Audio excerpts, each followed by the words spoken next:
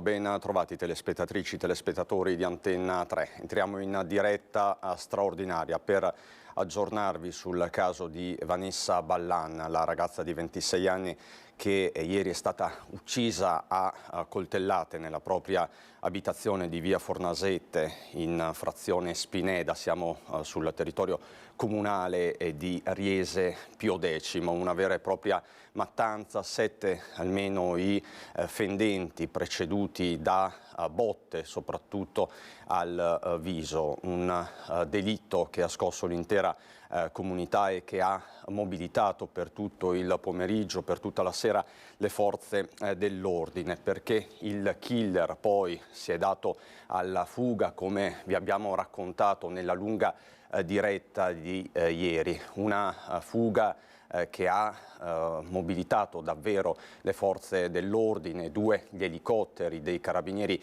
che hanno sorvolato la zona a cavallo tra le province di Treviso e Vicenza. Alla fine l'uomo, un 41enne kosovaro, è stato trovato nella zona di Altivole, a San Vito di Altivole. È stato fermato per omicidio volontario questo 41enne Fandaj Bujar, un corriere di professione che pare avesse intrattenuto per qualche tempo una relazione con la stessa Ballan, una relazione poi finita, una relazione che aveva portato delle conseguenze molto pesanti, perché poi questo 41enne, che potete vedere anche in foto, questo è il suo profilo TikTok, questo 41enne aveva cominciato a stalkerizzare, a minacciare la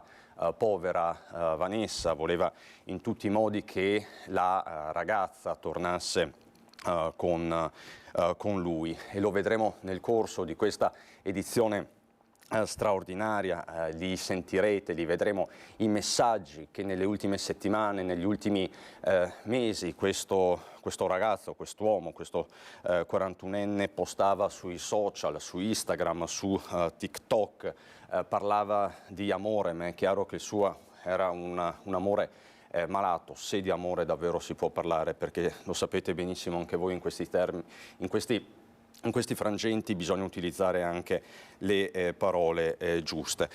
Vi mostro alcuni video prima di collegarci con tutti i nostri colleghi che sono sul territorio. Vi mostro, ecco, questo video che è relativo alla cattura del 41enne. Eccolo, soltanto un attimo. Queste le immagini, le poche immagini che ci sono state trasmesse, sono rese disponibili dai carabinieri, il comando provinciale dei carabinieri di Treviso, che ieri sera ha individuato questo 41enne a San Vito di Altivole, lo ha condotto alla caserma dei carabinieri di Castelfranco, dove è stato sentito in un primo momento. Non sappiamo ancora se ha riferito qualcosa in particolare, se ha parlato o no. Questo lo capiremo ovviamente nelle prossime ore. Di fatto il 41enne si trova ora al carcere di Sant'Avona. L'accusa è quella di omicidio, e pare ci sia anche la premeditazione, perché quello di ieri è stato un vero e proprio agguato. In un primo momento si era detto che la donna, che Vanessa Ballan, avesse aperto la porta a un conoscente. Ebbene, non è così. L'uomo si è introdotto nell'abitazione dal retro, quindi è entrato sul retro dell'abitazione, di questa abitazione di Spineda, via Fornasette, e lì di fatto ha sfondato le porte che si è trovato davanti, si è introdotto all'interno dell'abitazione. Vanessa Ballan era ancora in pigiama quando si è trovata il 41enne faccia a faccia, e lì è scattato qualcosa, lì è scattata la violenza cieca dell'uomo, che l'ha colpita prima alla testa, al volto, quindi a mani nude, parrebbe, e poi l'ha finita con 7 coltellate. 2 sarebbero però le armi del delitto, un coltello e un martello. Anche questo un particolare assolutamente agghiacciante. Il fatto si colloca tra le 11:21 e le 11:47 del mattino sostanzialmente. La donna era sola in casa, il bambino di 4 anni, che appunto era il figlio della coppia di Vanessa con il compagno Nicola Scapinello. Questo bimbo di 4 anni si trovava all'asilo. All'inizio c'erano informazioni sommarie, quindi non si capiva se il bimbo fosse o meno all'interno dell'abitazione al momento del delitto. Questo dubbio atroce si è sciolto poi ieri nel corso del pomeriggio. La donna si trovava a casa da sola. A fare la macabra scoperta è stato il compagno Nicola Scapinello, che è entrato a casa verso mezzogiorno, probabilmente per pranzare, ma un primo allarme è stato dato dai vicini di casa della bifamiliare che avete visto nelle immagini, vicini di casa che hanno subito allertato i carabinieri, che si sono mossi nell'immediatezza. Resta il fatto che poi quest'uomo, questo 41enne, si è dato alla fuga, che questa fuga è durata 11 ore, 11 interminabili, lunghissime ore, nelle quali si è pensato anche a un complice o a qualcuno che potesse aver aiutato in qualche modo la fuga dell'uomo. Le immagini che vi mostriamo, eccole, qui vedete l'elicottero dei carabinieri, uno dei 2 elicotteri utilizzati dall'Arma per perlustrare il territorio. Subito le ricerche si sono concentrate in questo angolo di Marca Trevigiana. Subito, nell'immediatezza, si sono perlustrati anche diversi casolari, diversi campi. È una zona di campagna, ma che confina anche con la città di Castelfranco Veneto, quindi un'area sì circoscritta ma molto variegata. Alla fine l'uomo è stato ritrovato nella prima parte della nottata a San Vito di Altivole. I particolari li conosceremo con ogni probabilità insieme a partire dalle 10:30, perché alle 10:30 è stata convocata una conferenza stampa in procura a Treviso con il capo procuratore Marco Martani, che darà tutti i dettagli di questo ennesimo femminicidio. Il fascicolo è nelle mani del sostituto procuratore Michele Pernugnan, che ieri si è recato immediatamente sul posto accanto agli uomini della scientifica e al medico legale Antonello Cirnelli, il dottor Cirnelli, che ha appunto una lunga esperienza nel campo della medicina legale e che meno di un mese fa aveva condotto le prime analisi anche sul corpo di Giulia Cecchettin, ritrovato tra Barcis e Piancavallo. Chiaramente questa è una vicenda che ricorda da vicino, per certi versi, la vicenda di Giulia, e ieri ce lo ha detto anche il governatore del Veneto Luca Zaia, che è stato nostro ospite. Una ferita ancora aperta, quella di Giulia, e adesso questa nuova ferita, questo nuovo delitto feroce, atroce, e anche per Vanessa Ballan sarà proclamato il lutto regionale. Saluto e ringrazio, perché ricomincia la sua corrispondenza sul posto, la nostra Vanessa Banzato, che ha raggiunto Spineda, via Fornasette, con Cristian Roque Alende. Buongiorno Vanessa.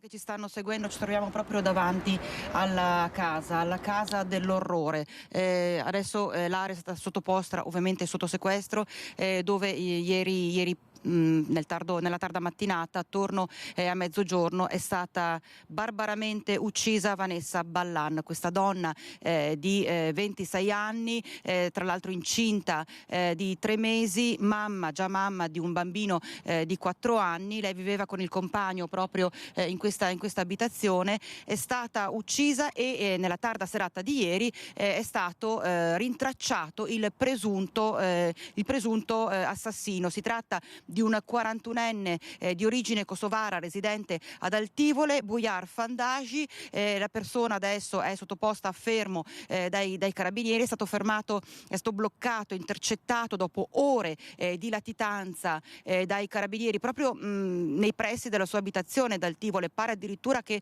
stesse tornando a casa in bicicletta, proprio ed è stato fermato dai carabinieri poco prima della mezzanotte. Tra l'altro proprio una tragedia vera e propria, pensando anche alla dinamica, perché da una prima ricostruzione finalmente si è riusciti a capire cosa può essere successo, cosa è successo in quella tragica nella tragica giornata di ieri. Dalle prime ricostruzioni, dicevo, l'uomo si sarebbe introdotto nell'abitazione praticamente sfondando con un martello una porta finestra posta sul retro della casa.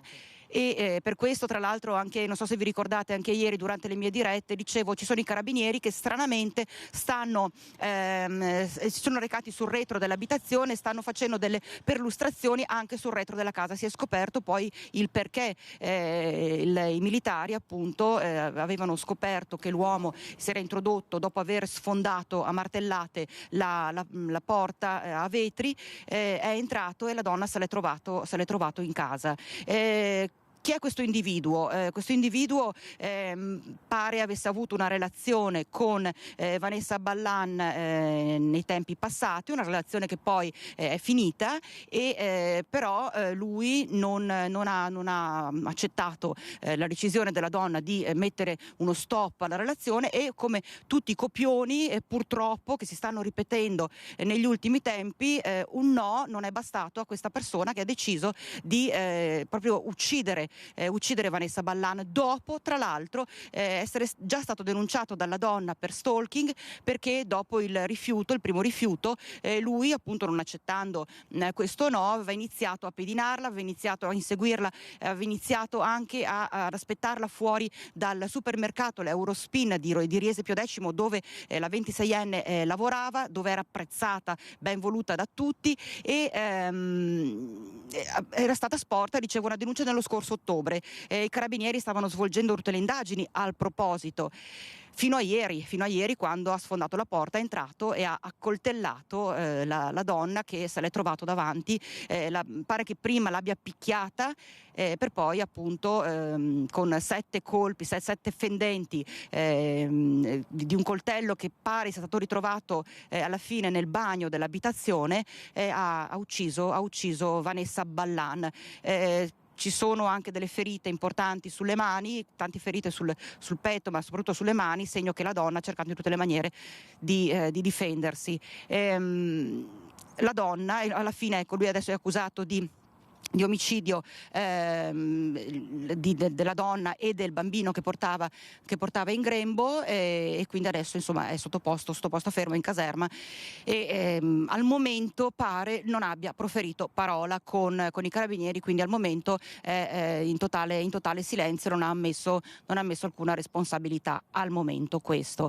Ieri per tutta la giornata si sono seguite un sacco di ipotesi, perché ecco, quella più accreditata era che la donna lo conoscesse, perché infatti la porta era perfettamente, cioè non aveva nessun segno di scasso, nessun segno di essere sfondata, e di conseguenza subito si era pensato che i due si conoscessero molto bene, e di conseguenza lei avesse aperto la porta a questa persona che poi l'avrebbe uccisa. Invece proprio le cose sono andate diversamente, è emerso nella tarda serata, sono emersi tutti i particolari più agghiaccianti, a cominciare proprio dal fatto che lui è arrivato con il chiaro intento di uccidere Vanessa Ballan, è entrato nella sua abitazione e ha commesso l'ennesimo femminicidio, Christian. Questa era la foto segnaletica, la possiamo vedere, ringrazio dalla regia Fabio Fagliero e Alberto Pivetta. Questa è la foto segnaletica che è stata trasmessa di fatto ai media nella serata di ieri verso le 19.35, le 19.30. Per tutto il pomeriggio, per buona parte del pomeriggio, le generalità di quest'uomo sono state in qualche modo celate per esigenze chiaramente di indagine, per ricercarlo nella maniera, diciamo così, più efficace possibile. Poi ieri sera, dopo quasi 7-8 ore, è stato sono state diramate le generalità e questa foto, questo quindi il 41enne che era molto attivo sui social. Tra l'altro vi mostro anche questa immagine, Vanessa, ti prego di rimanere con me, poi commenteremo anche questa immagine che fa riferimento ad un cartello stradale. Un cartello stradale che indica Lubiana.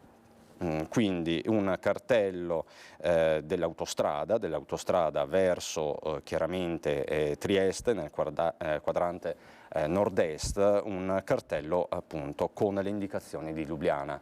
Questo l'ultimo post fatto su Instagram o TikTok, era attivo su entrambe le piattaforme, fatto probabilmente, Vanessa, con l'intento, con lo scopo di depistare le indagini, o no? A questo punto verrebbe proprio da pensare questo, perché è stato postato, pare davvero ad hoc, nei momenti, nelle ultime ore, negli ultimi tempi, prima d'essere fermato. Di conseguenza depistare, anche perché subito si era cercata un'altra persona, subito era stata sottoposta a fermo un'altra persona, sempre di origine kosovara, che poi è stata subito però, poco dopo è stata rilasciata, ecco, perché non aveva nulla a che vedere con la vicenda terribile, con quanto accaduto appunto a Vanessa Ballan. Pare che lui, quindi, cioè, nel senso che Christian, lui ha proprio lavorato in maniera precisa, ha studiato ogni particolare, perché lui è arrivato qui con l'intento di uccidere Vanessa Ballan e poi pensava di farla franca, riuscendo a far perdere le tracce agli inquirenti, ai carabinieri, che subito hanno attivato le ricerche sia via terra, via strada, che anche via aerea, perché 2 elicotteri dei carabinieri si sono alzati subito in volo e tra l'altro voglio ricordare che visto che era passato pochissimo tempo dall'accaduto, si erano concentrati proprio in una zona ben precisa e non avevano, guarda caso, non avevano neanche tutti i torti, perché infatti l'uomo è stato trovato, è vero, dopo tante ore, ma è stato trovato vicino casa.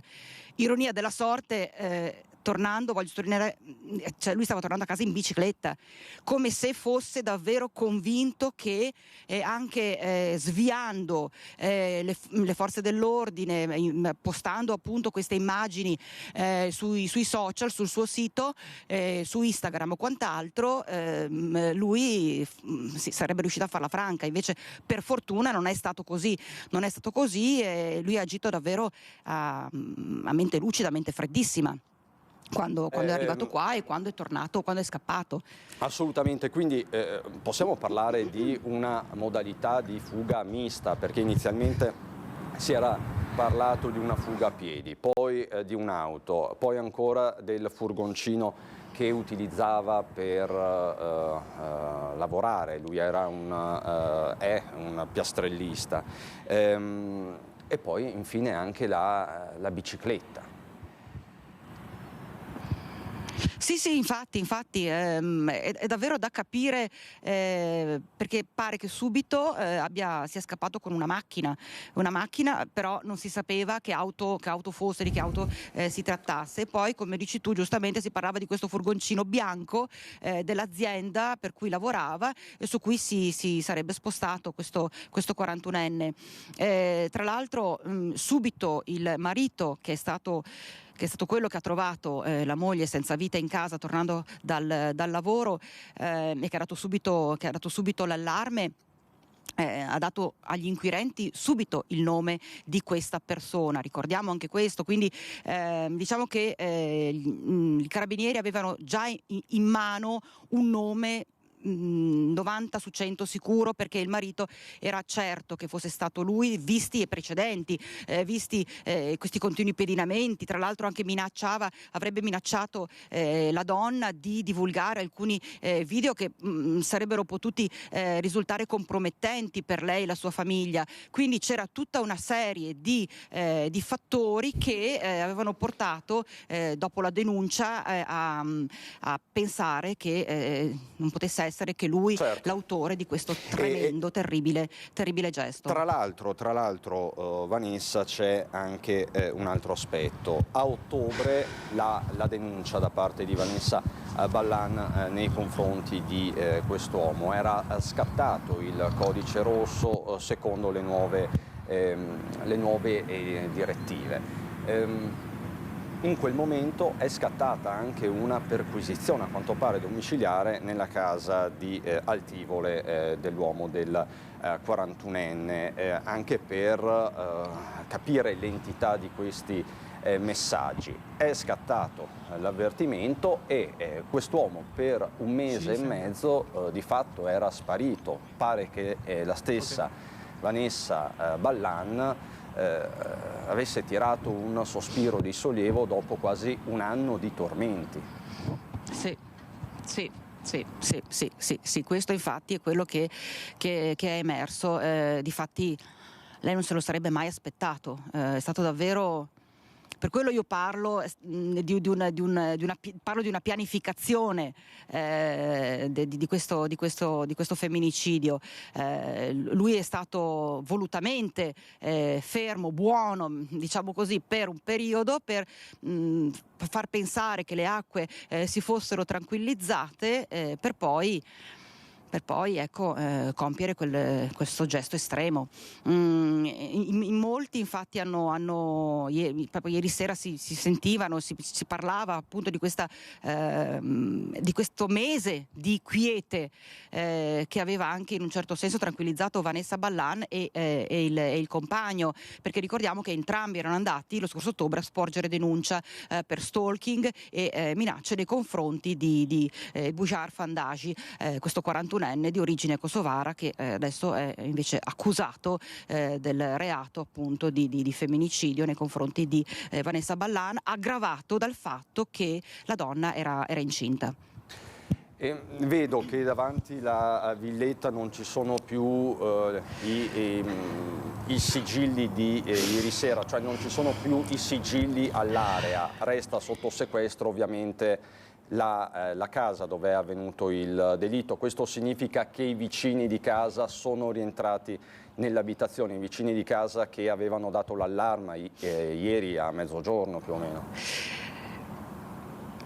I vicini di casa sono rientrati, infatti adesso volevamo andare a provare a sentire se riuscivamo ad avvicinarli per capire un po', insomma, la situazione com'era, se anche loro più che altro nei mesi precedenti avevano ravvisato la presenza di questo individuo ed erano preoccupati, ecco, perché pare che veramente lui subito dopo, subito prima anzi la denuncia, quindi fino a ottobre Siamo sotto lui shock. stesse questa donna. E Vanessa, tra l'altro so che fra poco andrai anche all'Eurospin, al supermercato dove lavorava Vanessa e dove probabilmente era nata la conoscenza tra i due. Sì, infatti adesso noi volevamo spostarci per andare proprio al supermercato dove lavorava Vanessa Ballan.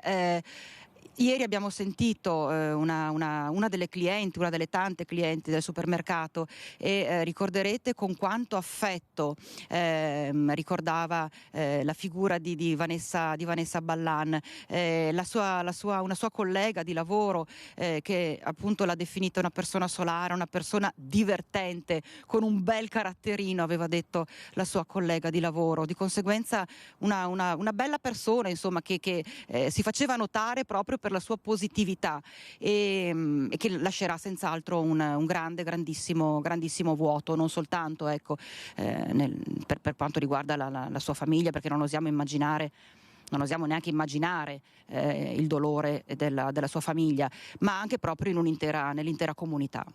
Allora, Vanessa, se sei d'accordo, io sentirei le parole che ieri ai tuoi microfoni ha pronunciato il sindaco di Riese Pio X, Matteo Guidolin.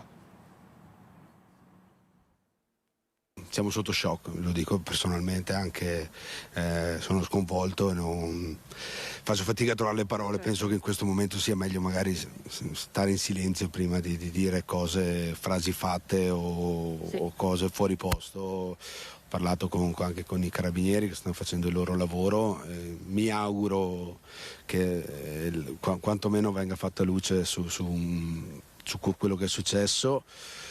E il mio pensiero va alla famiglia, al bambino di Vanessa e cercheremo di essere più vicini possibile alla famiglia, a tutte le famiglie, perché ovviamente è una tragedia che sconvolge molti nuclei familiari, che sconvolge molte comunità e anche noi ovviamente ne siamo partecipi e cercheremo di fare il nostro dovere. Però poi la giornata più triste. Scusate. Lei la conosceva? Non conoscevo lei, conoscevo il marito, anche se non benissimo, conosco il nucleo familiare. Lei sinceramente non la conoscevo, era molto conosciuta però in paese perché lavorava in uno dei supermercati del paese, per cui era molto conosciuta, quantomeno anche di vista. E questo, insomma, io conosco appunto il nucleo familiare del compagno, che è una famiglia storica di Riese, e posso solo immaginare quello che stiamo vivendo in questo momento. Una tragedia così, una ragazza di 26 anni con un bambino di 4, cosa si può dire? Penso sia una situazione, la disgrazia più grande che possa accadere a una famiglia, a una comunità, quindi è difficile guardare avanti anche in un momento come questo. C'è stato il momento più bello dell'anno, tra virgolette, invece si trasforma nel momento peggiore per l'intera comunità e per loro è facile da immaginare, purtroppo. Una commozione più che comprensibile, più che umana, quella di Matteo Guidolin.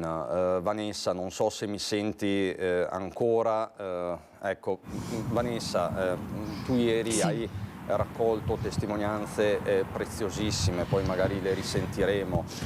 L'amica, la collega, la cliente che era diventata poi con il tempo amica, perché Vanessa Ballan era una persona solare, amichevole, gioiosa, e così l'hanno ricordata così l'hanno ricordata tutti. Allora, so che adesso andrai con ogni probabilità al supermercato, all'Eurospin, vediamo se riusciamo a ricostruire un po' la situazione di fondo e quindi aggiungere dei tasselli a questo mosaico molto complesso, sicuramente molto doloroso. Quindi ci ricolleghiamo con te e Christian Roccalende fra poco. Grazie Vanessa. E vedo che si è collegato, lo saluto e lo ringrazio anche oggi perché ci dà degli importanti strumenti di comprensione, il dottor Mirko Castellera, psicoterapeuta, tra l'altro esercita anche nella zona di Castelfranco, lui è di Castelfranco, quindi conosce anche molto bene la realtà territoriale. Ricordandovi che poi alle 10:30 ci sarà anche una conferenza stampa del procuratore di Treviso Marco Martani, che dovrà sicuramente aggiornare su diverse questioni che sono ancora aperte, e quindi c'è ovviamente una persona, un uomo, un 41enne fermato per omicidio. Bisogna capire appunto se c'è o meno, ma pare ci sia insomma questa contestazione della premeditazione. Poi vi mostrerò anche dei video dove di fatto lui diceva ti do il cuore ma non pensare mai di fottermi. Queste le parole usate dal 41enne su un video poi pubblicato su TikTok, quindi ti do il cuore ma non pensare mai di fottermi. E ancora nei messaggi che inviava a Vanessa Ballan per minacciarla diceva dico tutto al tuo compagno e metto i video sul web, faceva riferimento a dei video probabilmente intimi che aveva intenzione di pubblicare, di diffondere. Una minaccia questa figlia dei tempi. Molto spesso vi raccontiamo di revenge porn e di tutte queste vicende sempre al limite. Allora, dottor Castellera, buongiorno. Buongiorno, senta, buongiorno a voi, rispetto a ieri si sono aggiunti ovviamente nuovi elementi. Io ieri l'avevo contattata verso le 3:30, c'era lo shock, ovviamente resta per questo omicidio efferato, però si sono aggiunti degli elementi. Che cosa ci può dire alla luce di tutto questo?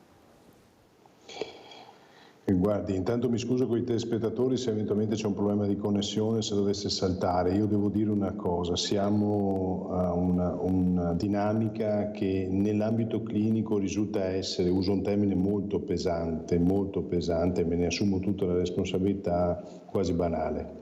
Per quale motivo? Qui siamo in una coppia classica che va in crisi, ha un momento di difficoltà. Una delle parti della coppia, o entrambi, ma noi conosciamo una parte della coppia, inizia o tenta di sviluppare nuove relazioni. Queste nuove relazioni risultano essere fortemente deviate dopo un periodo vissuto assieme, avviene il ricatto si trasforma in minaccia, si cerca di tornare nella relazione di coppia iniziale, addirittura si ricostruisce una nuova vita all'interno della coppia con un figlio. Di solito non è questo il caso, ma di solito questo secondo figlio è un figlio di carattere compensativo, noi definiamo in ambito clinico compensativo perché serve a ricostruire la coppia.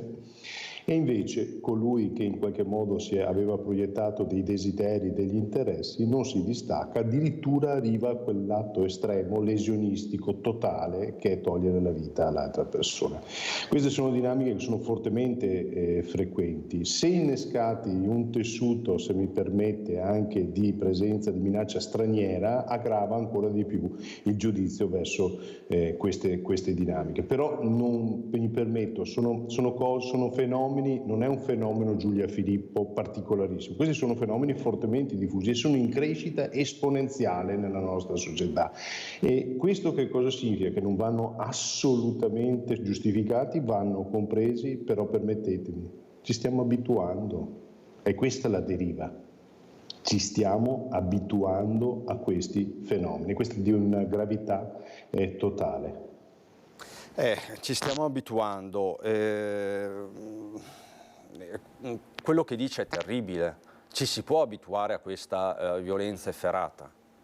Ma guardi, io pensavo che la mente umana davanti alla morte avesse sempre una reazione traumatica. Dopo anni di pratica clinica posso dire che la capacità di rielaborare il lutto, soprattutto se è lontano definiamoli, degli affetti primari, diventa quasi una sorta di difesa, di normalità. Ma lei immagini i cittadini che vedono nell'arco di un anno oltre 150, 160, adesso non ho i dati definitivi, femminicidi in Italia. In un Veneto che non era assolutamente abituato ad avere fenomeni come questi, si trova nell'arco di 2-3 mesi probabilmente con 4-5 femminicidi. Dico che la mente umana per difendersi deve chiudere il flusso emotivo. E come lo fa? Dicendo succede. Guardi che questa è una cosa devastante, perché non è che giustifica, attenzione, però difende dalle difficoltà personali il singolo e quasi dice succede. Allora, io vorrei mostrarle, dottore, a lei e al pubblico a casa, questo video diffuso non tantissimo tempo fa dal 41enne kosovaro. Non so se possiamo attivare anche l'audio, chiedo alla regia. Un'azione perfetta. Quanto parlano gli occhi e ci dicono se sei una persona buona o cattiva. Dicono che gli occhi siano lo specchio dell'anima. Io aggiungo che gli occhi sono lo sguardo del cuore. Mio padre mi diceva: quando parli, guarda sempre le persone in faccia. Non abbassa mai lo sguardo, perché se abbassi lo sguardo vuol dire che c'hai la coscienza zozza come la merda. Mio padre. Gli occhi non si sbagliano mai. Gli occhi non mentono mai. Gli occhi non commettono mai errori grammaticali. Gli occhi hanno una dizione perfetta. Quanto parlano gli occhi e ci dicono se sei una persona buona o cattiva. Dicono che gli occhi siano lo specchio dell'anima. Io aggiungo che gli occhi... Questo è uno dei video pubblicati su TikTok dal kosovaro 41enne che attualmente si trova in stato di fermo con l'accusa di omicidio nei confronti di Vanessa Ballan, un omicidio efferato. Questo va sottolineato, questi risultati della prima ispezione cadaverica condotta da Antonello Cirnelli, e tra l'altro lo stesso medico legale che un mese fa si è occupato delle analisi sul corpo di Giulia Cecchettin ritrovato tra Barcis e Piancavallo. Dottor Casteller, ecco, dottor Casteller, mi dicono dalla regia che probabilmente c'è un problema di connessione, però sono parole forti, sono parole che parlano di un soggetto che non si dà pace, che ha sviluppato un'ossessione nei confronti di una persona, perché di ossessione a questo punto stiamo parlando, senza ovviamente dare nessun connotato a questo termine, nel senso non entriamo nel merito se è patologica, se non è patologica, qui ci saranno ovviamente gli esperti a dire la loro, però quest'uomo aveva sviluppato nei confronti di Vanessa Ballan una vera e propria ossessione, continuava a molestarla, continuava a stalkerizzarla, minacciarla, dico tutto al tuo compagno e metto i video sul web. Poi, come ci ha raccontato Vanessa Banzato. A un certo punto la donna ha rivelato questa storia all'attuale compagno e insieme avevano deciso di affrontare il problema. Quindi è stato probabilmente il compagno della donna, Nicola Scapinello, a riferire nell'immediatezza dei fatti le generalità del kosovaro ai carabinieri, e subito i carabinieri si sono messi alla ricerca del 41enne. In attesa di ripristinare il collegamento con Mirko Casteller, io vi farei sentire, ecco, mi dicono che si sta ricollegando, io comunque vi farei sentire le parole che ha pronunciato ieri, poco prima delle 4, il presidente della Regione del Veneto, Luca Zaia, che ovviamente non ha potuto non iniziare il suo ragionamento, la sua riflessione dal caso di Giulia Cecchettin. Cercheremo di capire quale sarà poi a bocce ferme tutta la dinamica con le responsabilità. Certo è che è inquietante quello che sta accadendo. A me mi è venuto subito in mente pensare che Vanessa sicuramente ha seguito per un mese la vicenda di Giulia, avrà commentato questa vicenda senza sapere che la prossima vittima sarebbe stata lei. Ed è un'inquietudine, è un fatto orribile. Io spero che si aggiudichi alla giustizia quanto prima il responsabile, e sarebbe anche interessante capire qual è stata la dinamica e il movente di quello che è accaduto, ma per movente non intendo la giustificazione, intendo di capire cosa ha in testa sta gente, perché comunque è ingiustificabile, appunto, non ci sono parole. Certo è che c'è un bollettino di guerra ormai, un bollettino di guerra. E la verità è che è il tema della difficoltà della gestione della sfera emozionale, e quindi spesso il prototipo di chi ammazza è un prototipo di una persona che comunque tutte le sue emozioni, che siano, diciamo, di successo o insuccesso nella vita, di relazioni non sentimentali ma con altre persone o sentimentali, hanno tutte una pessima gestione, soprattutto se sotto pressione. E quindi non le so dire quale sia poi la storia di questo caso, però mi sento anche di dire, insomma, che i femminicidi non sono una caratteristica dei giovani, cioè i femminicidi stanno lambendo un po' tutte le fasce di età. Vi mostro questa immagine, sono dei fiori appena portati in via Fornasete, quindi all'esterno dell'abitazione, della Villetta dell'Orrore al numero civico 1C. Come vedete, l'area sottoposta a sequestro giudiziario, non potrebbe essere altrimenti. La casa è chiusa, interamente chiusa. Pare che il bambino di 4 anni, figlio della coppia, sia stato affidato ai nonni. Ieri, tra l'altro, il compagno di Vanessa Ballan, Nicola Scapinello, è stato sentito per ore dai carabinieri. Probabilmente è stato lo stesso Scapinello a dare tutti i riferimenti del 41enne kosovaro, aiutando poi concretamente nelle ricerche dell'uomo. Scapinello, che è entrato a casa verso mezzogiorno sostanzialmente e che si è trovato davanti una scena straziante, il corpo della compagna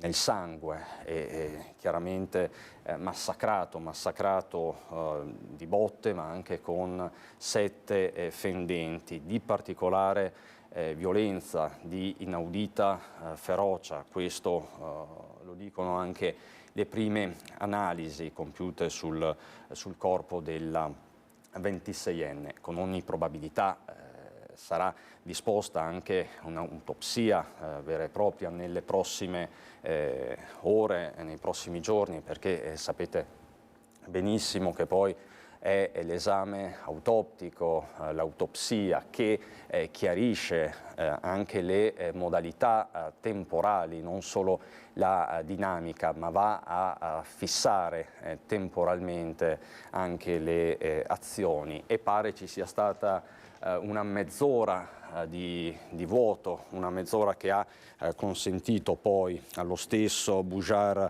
Fandai di darsi alla fuga, di avere anche un vantaggio sui carabinieri, sulle forze dell'ordine, che poi si sono concentrati nelle sue ricerche. Allora, tra l'altro mi dicono che adesso Vanessa Vanzato ha un ospite. Ecco, andiamo da Vanessa. Vanessa.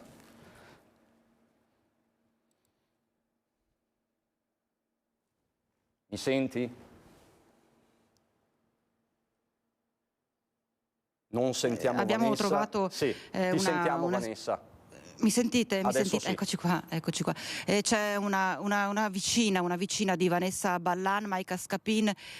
La donna è ovviamente molto scossa, signora.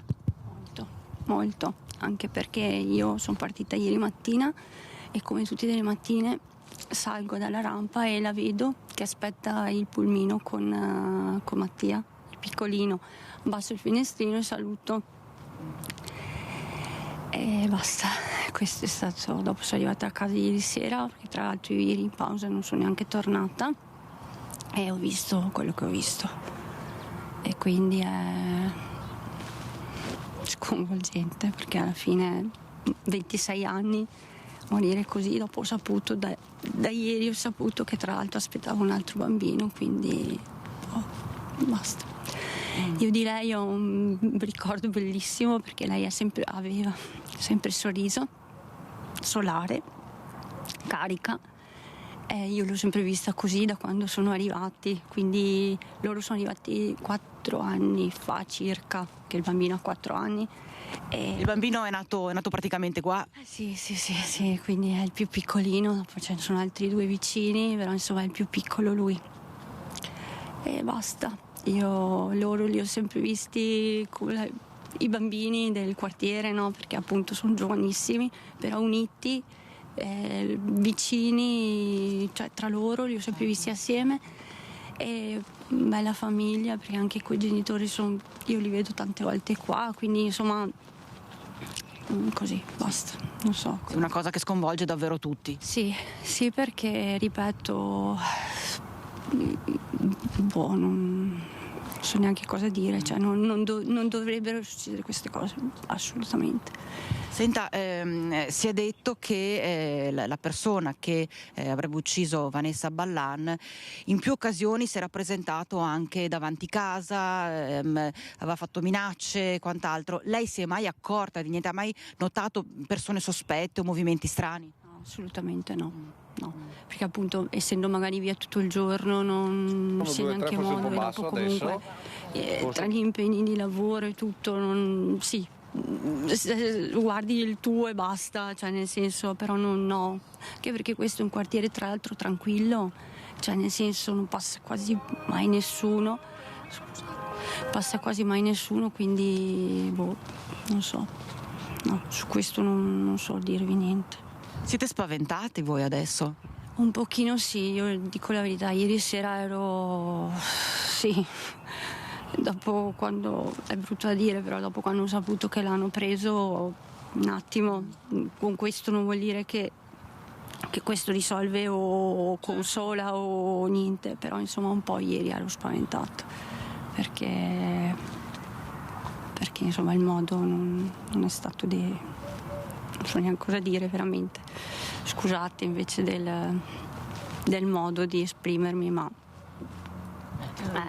una sofferenza comprensibilissima, vicine di casa, vi conoscevate, e poi ecco una cosa che lei ha ricordato e che hanno ricordato anche tante altre persone che abbiamo sentito anche ieri, proprio la solarità di Vanessa Ballan. Sempre sorridente, sempre. Io da quando l'ho vista qua e dicevo, e il bambino ha preso da te. perché Mattia era uguale, cioè è uguale, è sorridente, lei era sempre sorridente, dopo la risata sua era contagiosa, perché la sentivi proprio, era una risata contagiosa, forte, cioè ci sono, non so come dire, no? E quindi,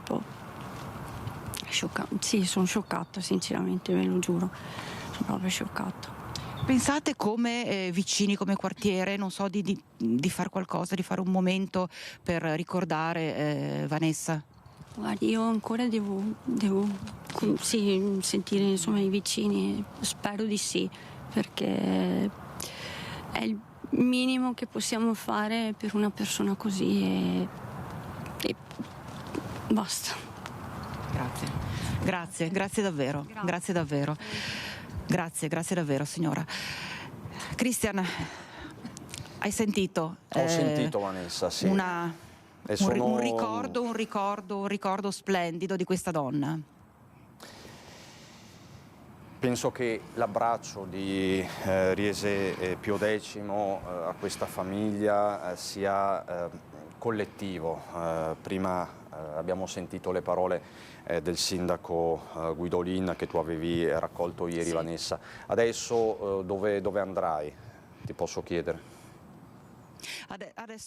Adesso andiamo al supermercato.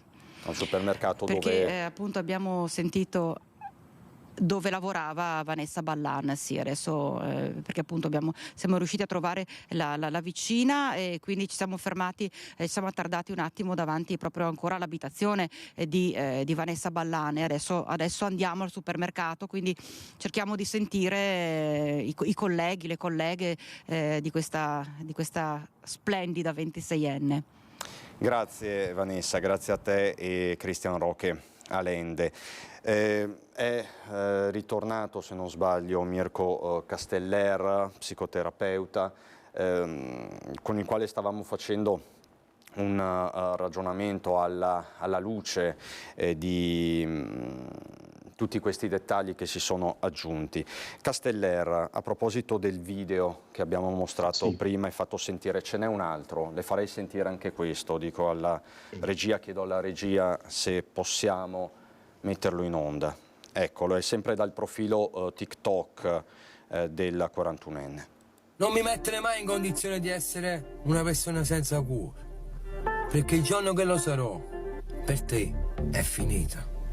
Non te lo dimenticare mai. Io direi che lo dobbiamo risentire, perché qui c'è una minaccia sostanzialmente, non ci sono destinatari, ma c'è una minaccia. Un attimo solo. Non mi mettere mai in condizione di essere una persona senza cuore, perché il giorno che lo sarò, per te è finita. Non te lo dimenticare mai. Ecco, non mi mettere nelle condizioni di essere una persona senza cuore, il giorno che lo farai per te è finita. Questo certo, è allora un post, ringrazio Lina Paronetto dalla redazione che sta coordinando questa diretta. Qui stiamo entrando nell'orrore, dottore. Questa è una minaccia ovviamente che viene veicolata attraverso i social. Il primo video che cosa fa? Il primo video mina la fiducia tra le persone. È un video nel quale si evidenzia chiaramente che lui aveva probabilmente dei dubbi verso di lei e non era certo di quella che era la relazione. L'occhio rappresenta uno specchio attraverso il quale si cerca di valutare l'altro, si diceva in certi periodi storici è uno specchio dell'anima. Quindi c'era già una sorta di relazione nella quale probabilmente non c'era una presenza di stimolo e fiducia reciproca, e per trattenere l'altro come proprietà ancora una volta, come bene materiale, che cosa si fa? Si strumentalizza, si minaccia, si aggredisce, si esprime una sorta di confine di possesso verso l'altra persona.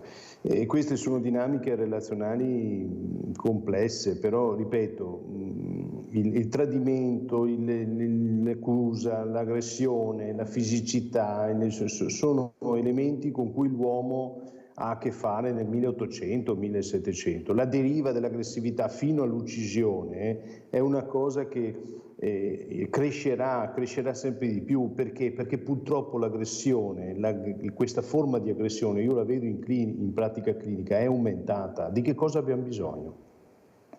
Abbiamo bisogno di luoghi, di riaprire luoghi paralleli alle carceri. Abbiamo bisogno di ritrovare quei luoghi in cui la mente umana veniva veramente curata. Abbiamo bisogno di riaprire delle carceri per la mente, non delle carceri per il fisico.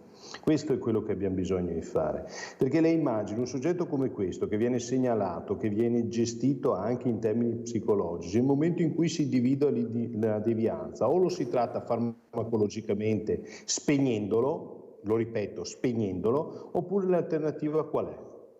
Noi abbiamo bisogno, quello che ci manca in termini di strumenti è un luogo dove poter inviare soggetti estremamente pericolosi in termini mentali, non fisici, in termini mentali. Quasi una proposta di riapertura di quei luoghi di detenzione del pensiero che in un certo periodo storico per una riforma sono stati chiusi, e qui noi ci troviamo davanti a queste situazioni.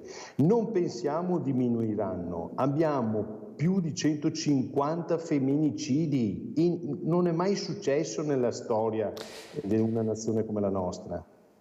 E di questo tra l'altro poi magari lo risentiremo. Ieri avevamo l'avvocato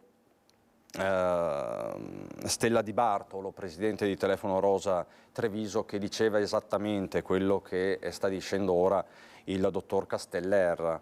È aumentata la consapevolezza, sono aumentate le denunce e questo è un bene, ma sono aumentati anche gli episodi. Non è che sono aumentate solo le denunce, sono aumentati anche gli episodi. Fra poco penso sarà pronto il nostro Lucio Zanato, perché mi pare di averlo visto, anzi è pronto, chiedo alla regia. Sì, è assolutamente pronto, quindi dottor Casteller, non so se lei può rimanere ancora con noi, altrimenti torniamo a ricollegarci più avanti. Mi dica lei, Casteller. Guardi, io se è possibile mi ricollegherei un po' più avanti, allora perché i pazienti fuori dalla porta. Riaggiorniamo più avanti, perché stanno arrivando anche altri video postati sui social da parte di questo 41enne kosovaro che fanno davvero rabbrividire. Grazie Casteller, a fra poco. Andiamo da Lucio Zanato, che si trova all'esterno di Palazzo di Giustizia. Lucio, buongiorno. Buongiorno a te, buongiorno ai telespettatori di Antenna 3. Sì, mi trovo all'esterno del Palazzo di Giustizia perché alle 10:30 ci sarà la conferenza stampa del procuratore capo, il dottor Martani, che farà il punto della situazione su questo ennesimo femminicidio accaduto nella Marca trevigiana. Va detto che, l'abbiamo ripetuto più volte, il presunto responsabile è stato arrestato ieri sera a Loria, è stato interrogato ma non ha rilasciato dichiarazioni. In questo momento si trova in carcere a Santabona, qui a Treviso.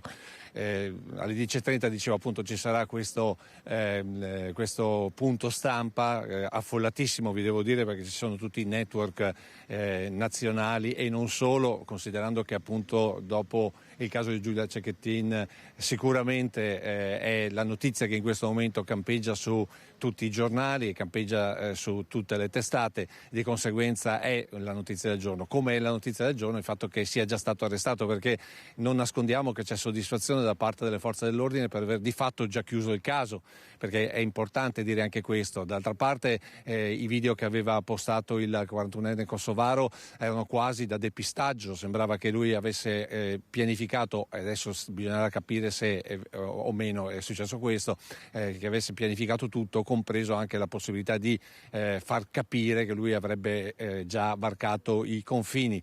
Ricorda molto la storia di Turetta per certi versi, perché anche lì si pensava che dopo l'omicidio di Giulia lui fosse già passato addirittura in Est Europa, in realtà stava vagando per la Germania. In questo caso invece il presunto omicida vagava, sì, ma vagava per le campagne di Loria e tra l'altro in bicicletta. Sembra che stesse cercando in qualche maniera di riuscire ad entrare nell'abitazione per poi riprendere probabilmente la macchina su cui si era allontanato, quella macchina aziendale della Color 7, che è appunto l'azienda in cui lavorava. Di fatto, insomma, una storia che per certi versi ricorda quella di Giulia, per altri invece è ben diversa. Una storia che in ogni caso ci deve far pensare, come ci deve far pensare che comunque la macchina, chiamiamola così, della giustizia e del controllo del territorio ha funzionato alla perfezione, perché appunto lo aspettavano a casa, ma erano un po' ovunque i carabinieri nel perlustrare, nel verificare, nel controllare, nel diramare poi le specifiche di questa persona, che per certi versi poteva essere ancora estremamente pericoloso. Va ricordato appunto il gesto estremamente efferato, l'irruzione, l'aver spaccato la porta posteriore, di conseguenza la violenza che portava con sé.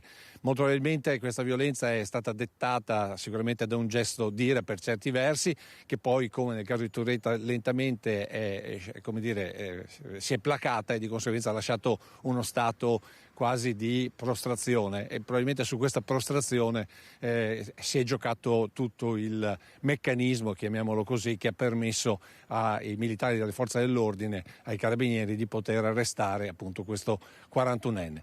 Adesso noi ci apprestiamo ad entrare, sapete che per entrare in tribunale ci sono una serie di procedure da portare avanti, ma sicuramente cercheremo, insomma, in qualche maniera di darvi conto in diretta della conferenza stampa, perché di sicuro questa è la notizia di oggi, quindi il punto della situazione da parte del dottor Martani, e poi capire poi eventualmente altri aspetti di questa tristissima vicenda che ci ha colpito per l'ennesima volta, ha colpito tutte le nostre comunità.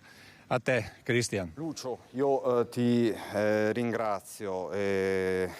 Ovviamente adesso devi prendere posto, come diceva il nostro Lucio Zanato, a Palazzo di Giustizia. A Treviso stanno arrivando anche i giornalisti delle altre testate. È un caso che ha un eco nazionale e che riporta gli occhi del Paese sul Veneto, sul nuovo caso di femminicidio dopo quello di Giulia Cecchettin, che ha scosso le coscienze, che ha aperto un varco nel dibattito politico, sociale e civile del Paese. E gli interrogativi adesso si ripropongono con inaudita ferocia, in un caso diverso per certi versi, uguale per certi altri. Questa fuga durata 11 ore, quest'uomo che subito dopo il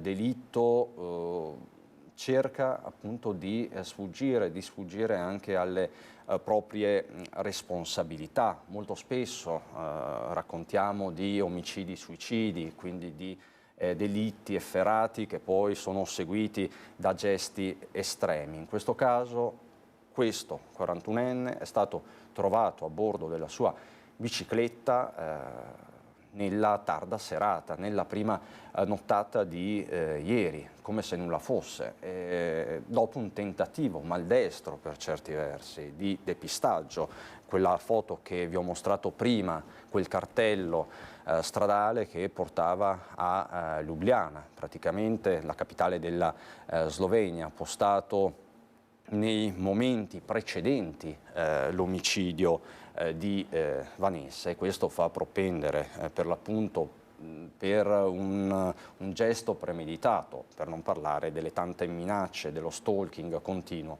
che per un anno aveva nel mirino Vanessa. Io vi faccio sentire un altro video postato poco tempo fa sui social, sempre su TikTok, dal 41enne, perché è importante capire il profilo di quest'uomo. Sostituirmi è facile, ma trovare un cuore come il mio è impossibile. Puoi cercare in lungo e in largo, ma non troverai nessuno con la stessa fiamma ardente, con la stessa determinazione infallibile. Sono unico, un pioniere della resilienza. Io ve lo faccio risentire perché qui ci sono tanti elementi e tanti temi che ritornano. Sostituirmi è facile, ma trovare un cuore come il mio è impossibile. Puoi cercare in lungo e in largo, ma non troverai nessuno con la stessa fiamma ardente, con la stessa determinazione infallibile. Sono unico, un pioniere della resilienza. Un pioniere della resilienza, sono unico, si professa unico, non troverai nessun altro come me. Non c'è un destinatario, non utilizza termini diretti, non si rivolge direttamente a Vanessa, però è chiaro che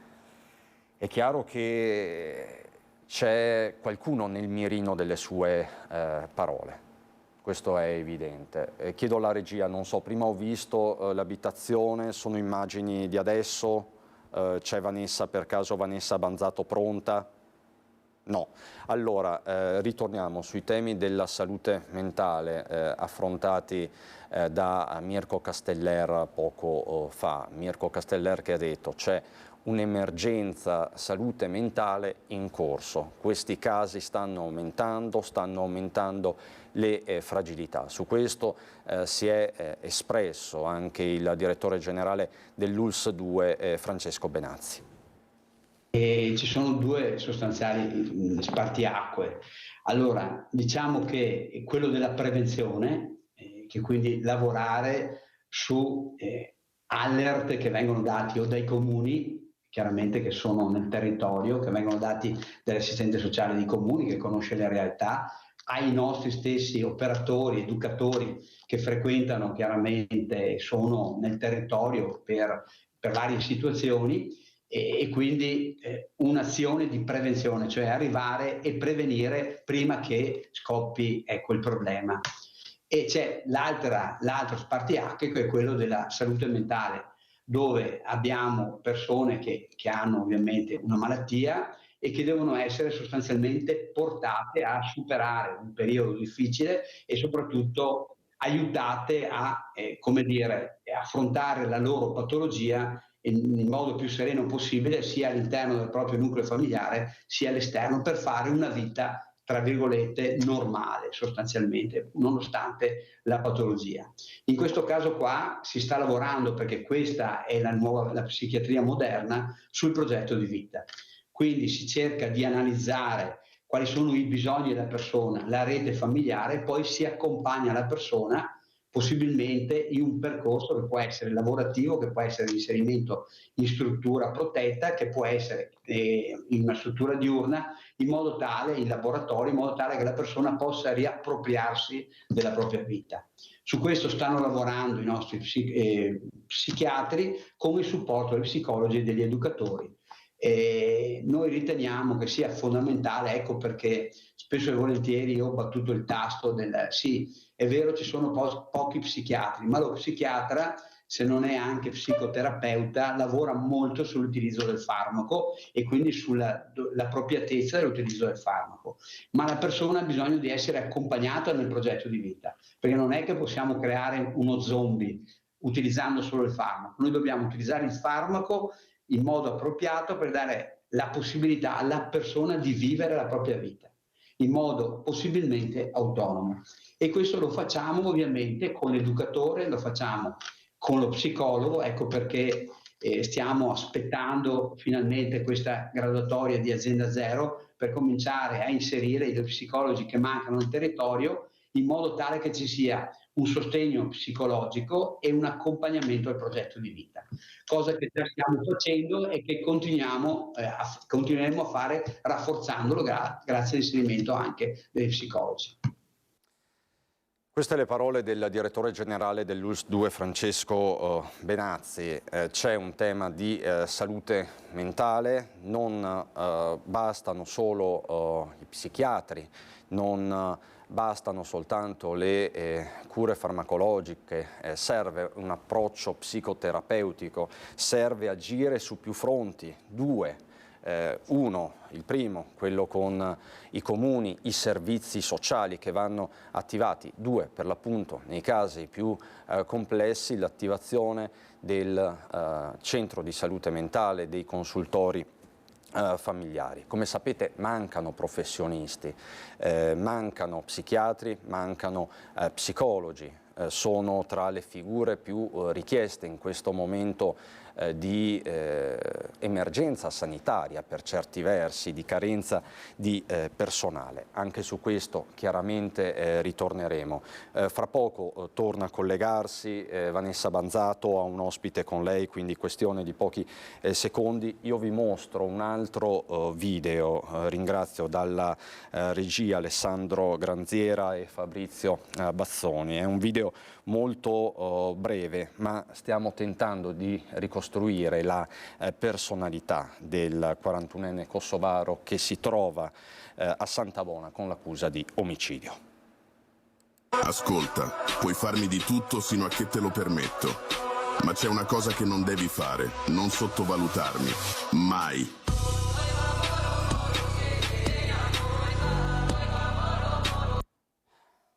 Allora, sono video davvero che fanno rabbrividire, li stiamo vedendo insieme a voi dopo una prima cernita per capire che non ci siano parolacce o improperi. Io questo ve lo faccio risentire però, perché anche questa è una minaccia non tanto velata. Possiamo far risentire Alessandro. Ascolta, puoi farmi di tutto sino a che te lo permetto, ma c'è una cosa che non devi fare, non sottovalutarmi, mai.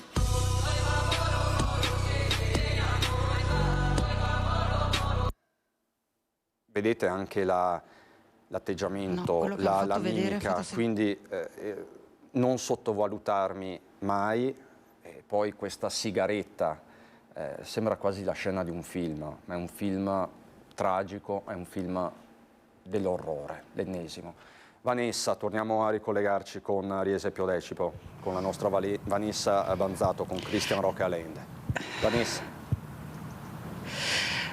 Sì, ho appena sentito anch'io appunto l'audio, via audio, il video che avete trasmesso, una cosa letteralmente agghiacciante. Siamo davanti proprio all'Eurospin dove lavorava Vanessa Ballan e proprio appena scesi abbiamo trovato questa signora che era una cliente del negozio e conosceva molto bene Vanessa. Lei ha detto è venuta a fare la spesa e manca. Sì, manca molto, mi manca tanto il suo sorriso e la gran voglia di vivere che aveva. Ecco, manca tanto, sì, purtroppo. Una perdita grande. Sì, anche perché giovanissima così, insomma, aveva tutta la vita davanti. Lei fuori dal microfono e dalle telecamere ha detto quando finirà tutto questo? Sì, quando finirà tutto questo. Io ho sempre odiato la violenza, quindi mi chiedo perché devono morire tante persone così. Sono ancora scossa dalla perdita di Giulia Cecchettin, anche se purtroppo io, giustamente abitando qui a Riese, non la conoscevo, però la vicenda, tutto quello che è successo, sì, ha scosso molto, sì. Ecco. E adesso? E adesso un altro, purtroppo. E mi chiedo quando veramente finirà tutto questo. Qual è una cosa, ecco, la cosa, lei ha parlato del sorriso di Vanessa Ballan, ma qual è anche la particolarità che aveva questa donna? Era sempre, io me la ricordo sempre solare, buona, gentile, educata con tutti, perlomeno con me. Mi ricordo anche il mio compagno, veniamo qua spesso a fare la spesa e quando io non c'ero Vanessa diceva ma dov'è Jessica? Diceva Jessica è a casa, salutala tanto da parte mia. Piccoli gesti, parole semplici che però rendevano grande questa persona? Sì, era una persona veramente buona, solare, ripeto, anche una gran voglia di vivere proprio. Mi dispiace per quello che è successo. Lei è molto scossa? Sì, perché all'inizio, il mio compagno mi aveva mandato un messaggio: sai, è morta una persona da Riese, però Riese perché mettono il comune giustamente, e poi una mia amica mi ha mandato la foto, ho detto oh no, mi sono messa a piangere perché ho detto mamma mia, fino all'altro giorno parlavano di Giulia, adesso ce n'è un altro. L'ultima volta che l'ha vista? L'avrò vista penso circa 3 settimane fa, un mese anche. Quando è rimasta a casa, perché è rimasta a casa in maternità, vogliamo ricordarlo, e quindi qual è stata l'ultima volta, cioè le ultime cose che vi siete dette quando vi siete viste? No, l'ho salutata e ho parlato come va, come non va, così del più del meno, giustamente non è che avevamo un rapporto che magari ci trovavamo anche al di fuori dell'Eurospin, ecco. E niente, io ogni volta gli dicevo dagli un bacione al tuo bambino, ecco, che l'avevo visto tipo a settembre di 2 anni fa qui al Palio di Riese, ci eravamo incontrati così per caso, ecco, e c'era anche il marito, insomma, ecco. Sì. Ecco, da quello che può sapere, magari conoscere lei, era una donna che era anche attiva nella vita del comune?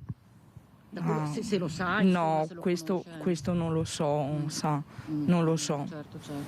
Certo.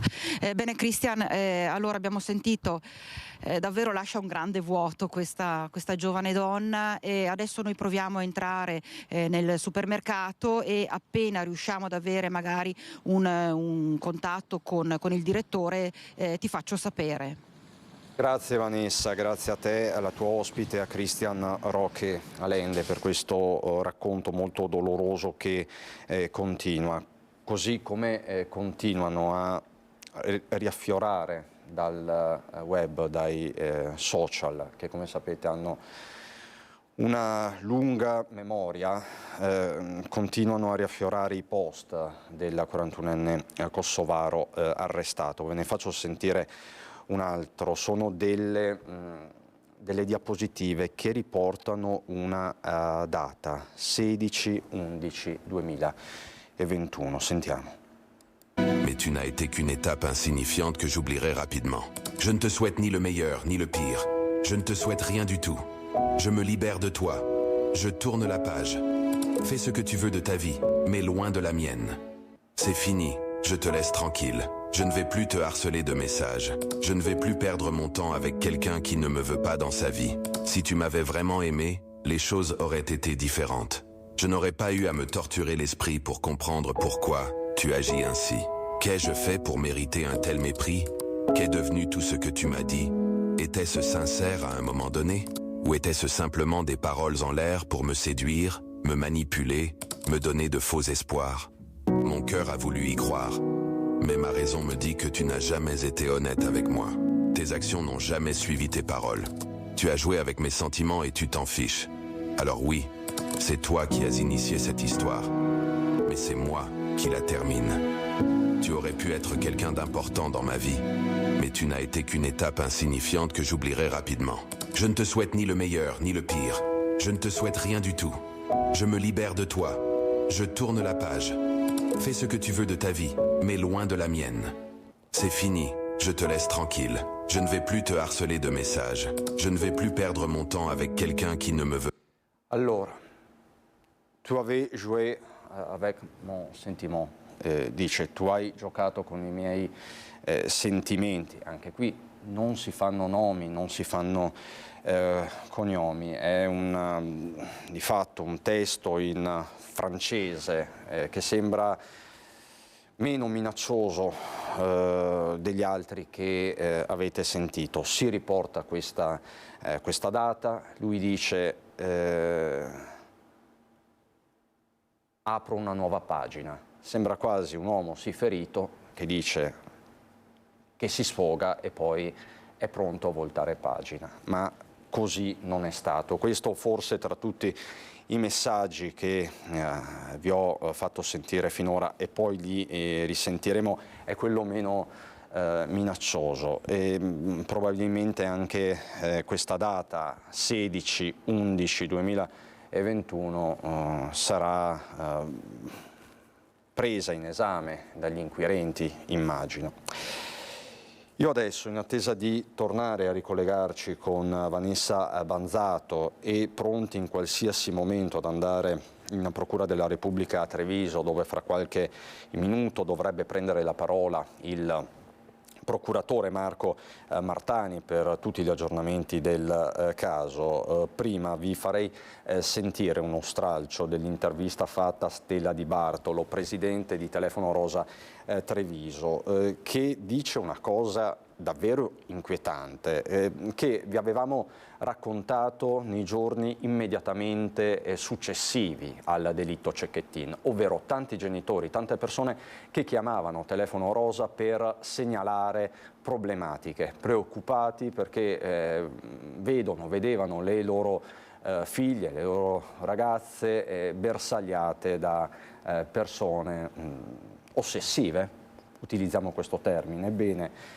a un mese dalla morte di Giulia, più di un mese, Stella Di Bartolo dice che le richieste di aiuto presso Telefono Rosa Treviso sono raddoppiate. C'è anche da dire che possono anche, non tutti gli omicidi di donne sono femminicidi, ma i femminicidi sono tutti omicidi di donne. Ora qua è una storia che è tutta da scrivere. Non possiamo nemmeno, se noi consideriamo che dalla morte di Giulia Cecchettin sono morte altre 6 di donne, ci rendiamo conto che non basta un mese per risolvere il problema. Insomma. Certamente da dire che da noi le chiamate sono raddoppiate. Non le posso dare una statistica, ecco, posso dirle che vengono tantissime, quasi forse la maggioranza sono donne italiane. Noi spesso e volentieri accogliamo donne che hanno necessità diverse di un appoggio di un centro antiviolenza, ma non abbiamo, noi le accogliamo, proviamo a aiutarle rivolgendoci ai servizi sanitari e anche di salute mentale, ma non è facile per aiutarle proprio per le difficoltà strutturali in cui vivono in questo momento le realtà di cura della salute mentale. Il quadro è chiaro. Il quadro, la fotografia che scatta Stella Di Bartolo è davvero molto chiaro e inquietante e deve porre una riflessione collettiva. Sempre grazie alla regia di Alessandro Granziera con Fabrizio Bazzoni vi faccio sentire anche e vedere quest'altro post pubblicato sui social, su TikTok, dove era particolarmente attivo, un altro post del 41enne kosovaro. Mia madre mi ha cresciuto come la persona più gentile e dolce che tu abbia mai incontrato. Ma se mi manchi di rispetto, ti mostrerò perché ho il cognome di mio padre.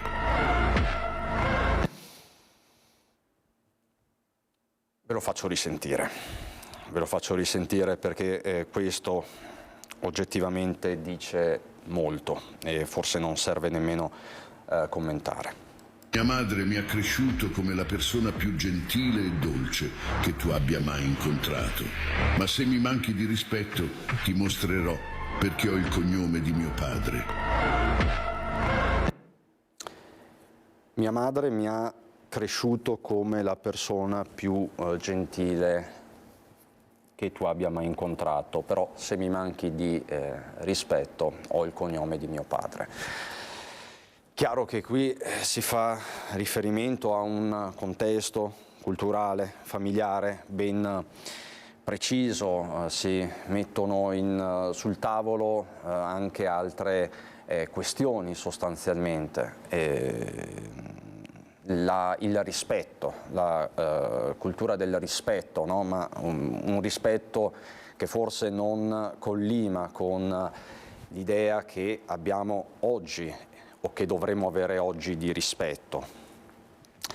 Allora, in attesa di ricollegarci con Riese Pio X, so che Vanessa Banzato è ora all'interno del supermercato, sta cercando chiaramente delle testimonianze. Potete immaginare come siano i colleghi di lavoro all'indomani di questa tragedia, di come anche il quadro sia complicato anche da un punto di vista emotivo. C'è chi vuole condividere pubblicamente un proprio ricordo, chi preferisce tenerlo per sé. È normale che sia così. Però siamo pronti a partire con la conferenza stampa. Ballan Vanessa, il cittadino kosovaro Fandaj Bujar, se l'ho pronunciato bene, Fandaj Bujar, è stato rintracciato mentre cercava, era rientrato a casa sua e si stava preparando verosimilmente a fuggire perché era fatto la doccia e si voleva cambiare gli abiti. Nel pomeriggio aveva fatto una telefonata al 112 nel corso della quale aveva in maniera neanche tanto indiretta ammesso di avere compiuto l'omicidio e aveva detto che si sarebbe costituito il giorno dopo alla stazione ferroviaria di Riese, alla stazione carabinieri di Riese. In realtà c'è motivo di ritenere che si sia trattato di un tentativo di depistaggio e di guadagnare tempo, perché aveva anche detto che si trovava nei campi ma in una zona diversa da quella in cui effettivamente è risultato essersi trovato. Ma i carabinieri, coordinati dal pubblico ministero di turno che ha seguito tutte le operazioni a partire dall'1:30 fino all'avvenuto fermo in loco insieme ai carabinieri, i carabinieri non avevano mai cessato di sorvegliare la sua abitazione, lasciando una pattuglia in borghese a distanza discreta in maniera da non essere individuata facilmente, e quindi si sono accorti del suo rientro in ora notturna e hanno proceduto a sottoporlo a fermo. Non è stato effettuato l'interrogatorio nell'immediatezza da parte del PM perché l'indagato non era disponibile a renderlo, è stato associato qui alla casa circondariale di Treviso. Stamattina presto verrà chiesto quanto prima ancora verrà chiesta la convalida del fermo con l'applicazione della misura cautelare della custodia in carcere, perché chiaramente oltre ai gravi indizi di delitto che sono costituiti dal movente e dagli oggetti rinvenuti sul luogo del crimine, in particolare il martello con cui è stata sfondata la porta a vetri laterale della villetta dove abitava la vittima, è un martello della ditta che recava la scritta della ditta dell'indagato, 7 Color, altri attrezzi analoghi sono stati trovati poi in possesso dell'indagato, 7 Color è la denominazione della sua ditta, e il coltello che è stato rinvenuto nel lavandino dell'abitazione, ancora con tracce ematiche comunque anche nel lavandino, che è sicuramente quello utilizzato per compiere il delitto. Quel coltello non era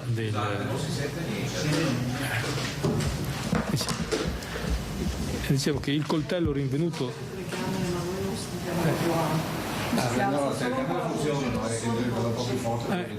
allora, il coltello rinvenuto nel lavandino dell'abitazione della vittima è un coltello simile a quelli che c'erano nell'abitazione di Bujar, e non è un coltello che faceva parte dei kit di coltelleria e di posate utilizzate dalla famiglia di Vanessa. Quindi ci sono degli indizi gravi, fra l'altro poi il fatto stesso che si è reso irreperibile subito dopo il fatto, sono degli indizi gravi a nostro parere di colpevolezza. pericolo di fuga è insito anche nel comportamento che lo stesso aveva posto in essere subito dopo l'omicidio, allontanandosi senza lasciare momentaneamente tracce. E infine sicuramente ci sono anche degli indubbi profili di pericolosità sociale desumibili dalla gravità del fatto e anche dalla particolare ferocia con cui è stato posto in essere, perché purtroppo la vittima non è stata solo accoltellata ben 7 volte in parti vitali al tronco, ma prima è stata anche picchiata, perché c'erano dei segni al volto, c'erano segni di percosse violente. Ecco. Fatta questa premessa, sono disponibile a rispondere alle vostre domande. Anche il video che lui entrava in casa, il video che lui scavalca. Il video che lui scavalca. Ah sì, mi ricordava qui il PM di turno che tra gli elementi c'è anche il filmato di una telecamera di sicurezza di un'abitazione vicina, dalla quale si riprende la recinzione della villetta di Vanessa e si vede una persona, un uomo, che la scavalca insieme con un borsone, tenendo in mano un borsone. Quest'uomo che la scavalca non è riconoscibile in volto per la distanza e per la mediocre qualità delle immagini, ma si possono vedere bene i suoi vestiti. Ebbene, vestiti assolutamente simili erano quelli che indossava il Fadaish Bujar, quando è stato sottoposto poi nella nottata al fermo. Io ho una domanda, posso? Prego, comincia lei, La 7. La mia domanda è intanto su quello che ha detto rispetto al presunto assassino, il fatto che abbia chiamato i 112 ma contestualmente abbia cercato di depistare, come la spiegazione data insomma a questa ambiguità. Mi consegnerò però era soltanto un modo di prendere tempo, soprattutto per Al momento pensiamo che si sia trattato di un modo di prendere tempo, primo perché non c'era niente che gli impedisse di consegnarsi subito e in secondo luogo perché nel frattempo lui aveva anche detto di trovarsi in una zona diversa da quella in cui effettivamente è risultato trovarsi e poi è passato da casa sua dove si stava cambiando gli abiti e si stava facendo la doccia, cioè si stava, diciamo così, ripulendo e sistemando per poter poi fuggire. Ecco. L'altra domanda era, la ragazza aveva posto sporto denuncia e non erano seguite però delle misure cautelari, nonostante siano passati una cinquantina di giorni. Era perché nelle perquisizioni non erano stati trovati elementi, prove a sostegno del reato di stalking? No, nella perquisizione effettivamente sono stati sequestrati dei cellulari e Bujar informalmente ha dichiarato che in uno di quelli c'erano appunto i video che lui, di cui alla perquisizione, cioè i video che lui utilizzava per ricattare la donna. Ecco. Come scusi, ha dichiarato che? Informalmente ha dichiarato, ma riportato nel verbale di perquisizione, che in uno di questi cellulari, quello che aveva in uso al momento, perché altri erano cellulari vecchi che non utilizzava più, c'erano le immagini che lui utilizzava per ricattare la donna, insomma non ha usato queste espressioni, ma comunque ha detto che le immagini che venivano ricercate erano in quelli. La perquisizione è stata disposta ed eseguita il giorno dopo che è stata presentata la querela. Da quel momento lì in poi non c'erano più stati episodi di molestie, di avvicinamenti indesiderati o di minacce da parte del Bujar nei confronti di Vanessa. Come avviene nel nostro ufficio in base alla nostra organizzazione, le denunce di codice rosso vengono trattate dal magistrato di turno esterno. Nell'ipotesi in cui il magistrato di turno esterno non sia anche un magistrato del gruppo fasce deboli e violenza di genere, dopo che il magistrato di turno esterno ha preso i provvedimenti di immediata urgenza, il fascicolo passa al magistrato del gruppo specializzato per l'ulteriore corso.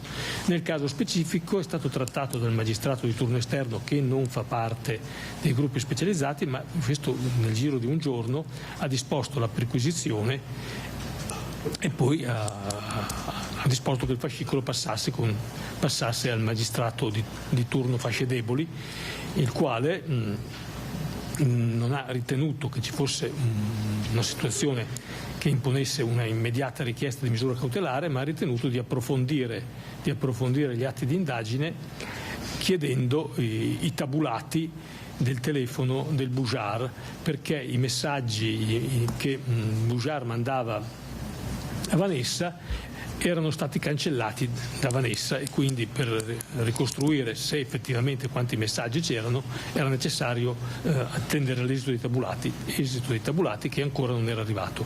Peraltro, come dicevo, in questi quasi 2 mesi che sono trascorsi dalla perquisizione a ieri mattina non c'erano stati altri episodi allarmanti, quindi la valutazione che era stata fatta dal magistrato del gruppo Fasce Deboli era di non urgenza sulla richiesta di misura cautelare. Alla luce di quel che è successo, ovviamente, la valutazione si è rivelata infondata. Ecco.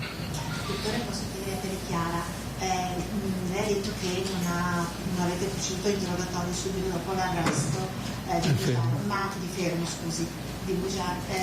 Ha fatto qualche dichiarazione lui, ha detto qualcosa, ha messo qualcosa? Su queste non è materiale utilizzabile, ecco.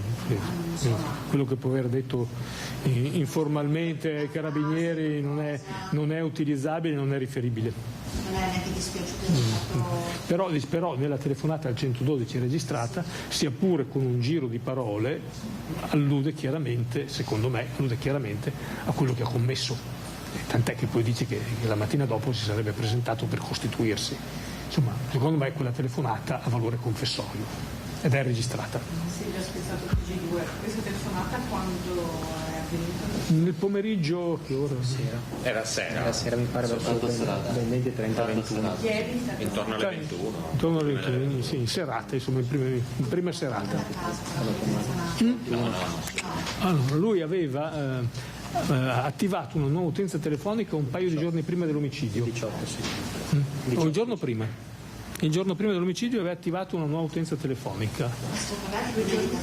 Quindi molto tanto si può parlare di premeditazione. Ci sono degli elementi che fanno pensare alla premeditazione, perché lui intanto si è portato presso l'abitazione di Vanessa non col suo veicolo ma con una bicicletta, quindi probabilmente per non rendersi rintracciabile dalle telecamere di vigilanza o altro. Si è portato in bicicletta, si è portato un borsone nel quale c'erano appunto il martello utilizzato per sfondare la porta vetri, si è portato i coltelli, 2 erano, perché oltre al coltello, cioè il borsone che lui aveva con sé quando ha scavalcato la Regenzione è stato rinvenuto sul posto, e dentro c'erano altri attrezzi che potevano servire per scassare le serrature con il marchio della sua ditta, e c'era un coltello simile a quello che poi è stato trovato in cucina, un'impugnatura di legno abbastanza caratteristica perché c'ha come delle striature, e quindi a mio parere gli elementi per contestare la premeditazione ci sono.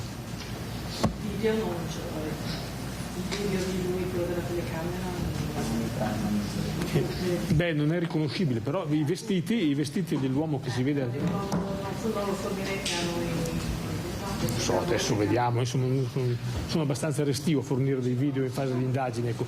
Quantomeno c'è da aspettare che si sia conclusa la fase cautelare, cioè quella della convalida del fermo, ecco.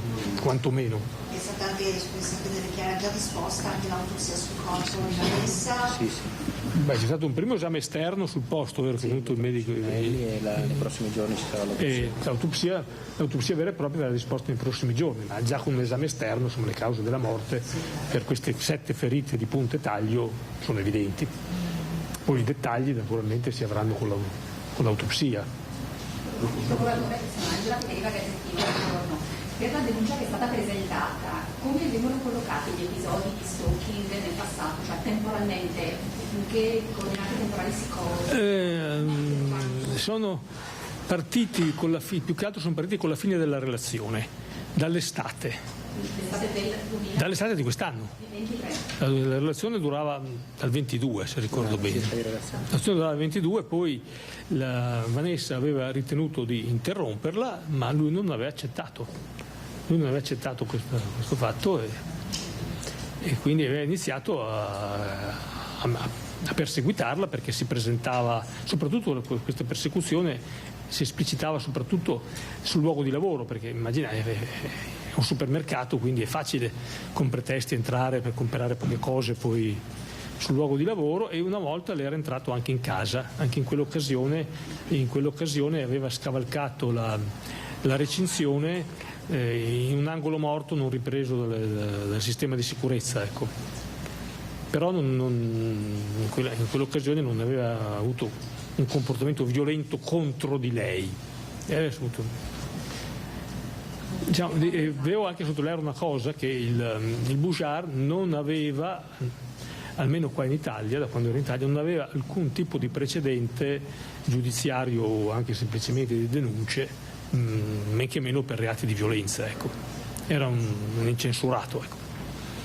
Lucio Zano 83, potrebbe ripetere il dispositivo come avete messo in moto il dispositivo per arrivare all'arresto, cioè qual è stata la disposizione della parte dei carabinieri, se vi si deve c'erano delle ricerche in atto già nel pomeriggio con molti uomini, e anche gli elicotteri erano stati in volo per illustrare le campagne. Comunque pensavate che non fosse già uscito? Allora, noi temevamo che fosse già uscito dal territorio nazionale, perché i tempi, cioè se lui si fosse diretto immediatamente al confine ce l'avrebbe anche potuta fare. Temevamo, però chiaramente abbiamo preso anche in considerazione l'altra ipotesi, cioè si lavora sperando anche che sia ancora in zona, ed effettivamente è risultato che era ancora in zona. C'era un dispositivo imponente, è stato messo in atto. Devo elogiare i carabinieri per la tempestività con cui hanno predisposto un dispositivo di ricerca veramente imponente, che si è rivelato adeguato, e nell'ambito di questo dispositivo c'era anche una vigilanza discreta, perché se non fosse stata discreta lui non sarebbe rientrato nell'abitazione, una vigilanza discreta nella sua abitazione, dove lui evidentemente aveva bisogno di prelevare qualcosa prima di darsi, secondo noi, alla fuga definitiva. In particolare c'erano i suoi passaporti nell'automobile, insomma. Questo poi cosa avrebbe fatto poi dopo, essendo stato fermato, non lo possiamo dire con certezza. Possiamo dire però che se non ci fosse stato questo dispositivo discreto intorno alla sua abitazione in quell'ora notturna, probabilmente non sarebbe stato sottoposto a fermo lì. La mia opinione personale è che difficilmente si sarebbe presentato la mattina dopo, cioè stamattina, a costituirsi alla stazione di Riese. Lui era in bicicletta? Sì, si muoveva si era mosso in bicicletta, perché la bicicletta è più difficile da individuare. Tra l'altro la distanza tra la sua abitazione e quella della vittima è di 2 chilometri o poco più di 2 chilometri, quindi insomma in bicicletta si percorre in un quarto d'ora. La nostra in Veneto, quando è venuta l'intrusione in casa del Bujar, la prima intrusione, dopo il 26 ottobre? Allora, quella prima, questa qui infatti è riportata nella querela. Le cose che aveva riportato? Sì, esattamente, è arrivata, quella è venuta prima. Avete ricostruito le ore di tutto il pomeriggio, che cosa ha fatto? Cosa potrebbe aver fatto, ipotizzato? Bujar nel pomeriggio? No, sinceramente, insomma. Anche se mi dicevano che è stato avvistato alle 3 in un bar. Sì, esatto. È stato avvistato alle 3 in un bar. È stato avvistato nella zona, immagino. Altivole, bar di ad Altivole. Ad Altivole. Sì, devo tenerlo più vicino. No, se lo può abbassare. In un bar di Altivole, sì. Alle 3... Metto giù. Alle 3 del pomeriggio in un bar di Altivole è stato avvistato. In un bar ad Altivole. Poi sicuramente si è stato anche nei campi. È stato anche nascosto nei campi. Ecco. Scusi procuratore, sono Enrico Ferro per la Repubblica. Avete chiarito se quella foto dello svincolo per Nova Gorica era effettivamente un tentativo di depistaggio?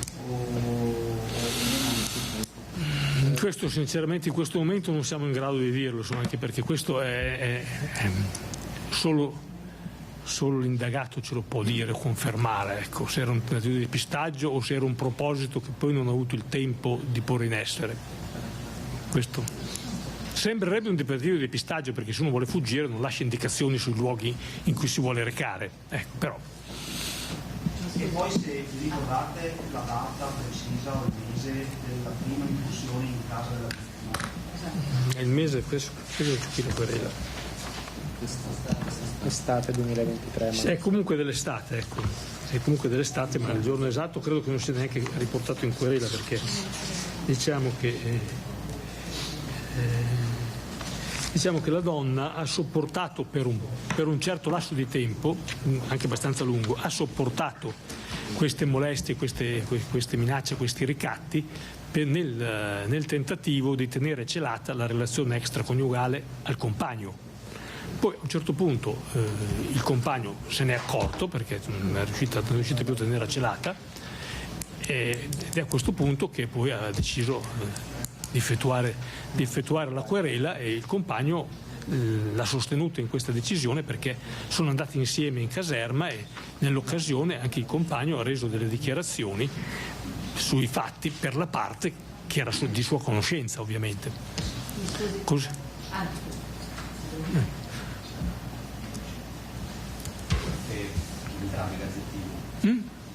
Sì. Da quello che avete capito, tanto per capire l'escalation di questi comportamenti sempre più persecutori, l'elemento legato alla gravidanza, alla nuova gravidanza della ragazza, ha segnato magari secondo voi, secondo magari un'interpretazione degli elementi che vi ha dato il compagno Vargani, li potete capire, ha segnato un po' un limite per l'assassino, da dire ok, l'ho persa perché adesso è pure incinta. Questa è un'ipotesi che vaglieremo. Diciamo che dagli atti, al momento in cui è stata presentata la querela, che è del 26 ottobre, mi sembra che nella querela non si fa assolutamente cenno della gravidanza. Forse anche la stessa Vanessa non lo sapeva ancora. Esatto, il concepimento di inizio novembre. Ecco, esattamente, perché pare che pare che addirittura che il concepimento risalga all'inizio del novembre. Quindi nei fatti poi i rapporti tra Vanessa e Bujar si erano completamente interrotti, quindi io non sono neanche in grado di dire se Bujar sapesse che Vanessa era incinta in questo momento, e quindi men che meno posso dire se nell'ipotesi in cui lui l'abbia saputo, questo abbia influito sulla sua determinazione di passare a questo brutale omicidio dopo che erano quasi 2 mesi che stava tranquillo. Questo sinceramente cercheremo di approfondirlo, ma aveva potuto sapere dal lavoro. Sì, lo poteva averlo saputo, ma al momento non abbiamo la prova che lui lo avesse saputo, ecco. Che voi sappiate, ha cercato l'appoggio di qualcuno, aveva qualche conoscente, qualcosa che ha cercato tu, per esempio, è stato solitario? Allora, certo l'appoggio di qualcuno per commettere il reato assolutamente mi sentirei di escluderlo, ecco, anche perché aveva tutto quello che gli serviva per farlo da solo, ma anche dopo non ci risulta, perché tra l'altro devo dire questo, che i carabinieri l'hanno cercato presso tutti i suoi amici e conoscenti e parenti che hanno anche fuori Treviso, qui in Italia, e non era presso nessuno di loro ne sapeva nulla. Quindi noi al momento non abbiamo elementi per pensare che lui avesse o cercasse delle complicità per la fuga. Mi scusi, il compagno, perché sono state dette due cose, era in casa? No, era fuori quando l'ha scoperta. C'è un particolare, il compagno durante la mattinata comunicava con Vanessa attraverso WhatsApp. L'ultimo messaggio a cui Vanessa aveva risposto risaliva alle 11:21. Poi un successivo messaggio delle 11:47 del compagno Vanessa non è stato visualizzato e men che meno ricevuto risposta. Quindi noi riteniamo che l'omicidio sia avvenuto fra le 11:21 e le 11:47. Poi il compagno è rientrato a casa e ha trovato Vanessa morta poco dopo mezzogiorno. Quindi il lasso temporale in cui è avvenuto l'omicidio quindi è quasi sicuramente fra le 11:21 e le 11:47. Scusi se insisto ancora su questa cosa dell'irruzione in casa. Ma cioè, un fatto così, come dire, grave, come un'irruzione in casa, no? Quindi non la semplice visita al supermercato non poteva essere presupposto per una misura ulteriore rispetto alla perquisizione in casa? Cioè non c'è stata una sottovalutazione da parte del... Guardi, effettivamente, visto quel che è successo, purtroppo sì. Resta da vedere che allora, poteva essere il presupposto per la richiesta di una misura di divieto di avvicinamento. C'è da dire che di fronte a una volontà così feroce e determinata di omicidio, questa misura non so fino a che punto l'avrebbe potuto impedire, perché nel momento in cui questo arrivava in casa, ha visto che tutto è avvenuto nel giro di 20 minuti. Ecco. Lì l'unica misura che avrebbe dato la certezza che lui non l'avrebbe potuto uccidere era la custodia in carcere. Custodia in carcere per la quale i presupposti non c'erano assolutamente, perché né lui non aveva precedenti, in particolare non aveva precedenti per crimini violenti, ma non aveva proprio di precedenti, e non c'erano stati degli episodi in cui lui avesse inferto delle lesioni. L'episodio da questo punto di vista più grave è stato avvenuto nell'ambito di uno degli avvicinamenti che lui ha fatto nel supermercato dove lavorava, e che è confermato anche da una sua collega, una collega della vittima, nel quale lui l'ha spinta, le ha dato una spinta e le ha detto ti ammazzo. Che però non è un episodio sicuramente sufficiente per chiedere una custodia in carcere. Quello che posso dire è che effettivamente ci potevano essere sicuramente i presupposti per una richiesta di misura di divieto di avvicinamento, non quelli per una richiesta di misura di custodia in carcere, perché un pericolo attuale, soprattutto dopo che lui si era messo tranquillo a seguito della perquisizione, un pericolo attuale per l'incolumità non c'era. C'era un pericolo, da quello che emergeva dagli atti, c'era un pericolo per questa attività persecutoria e molesta. Ecco, questo sicuramente c'è da prenderne atto di questo qui, insomma. Quindi io al momento non è che posso aggiungere altro, ecco questo.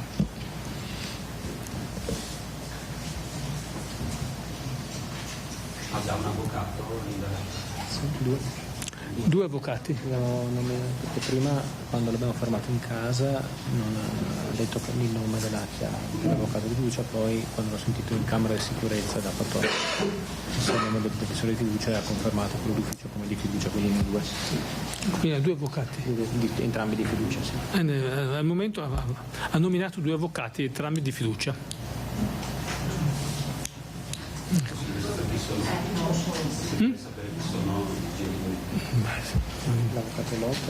L'avvocato Lot Mazzuccato. Allora sono avvocato Mazzuccato e avvocato Lot.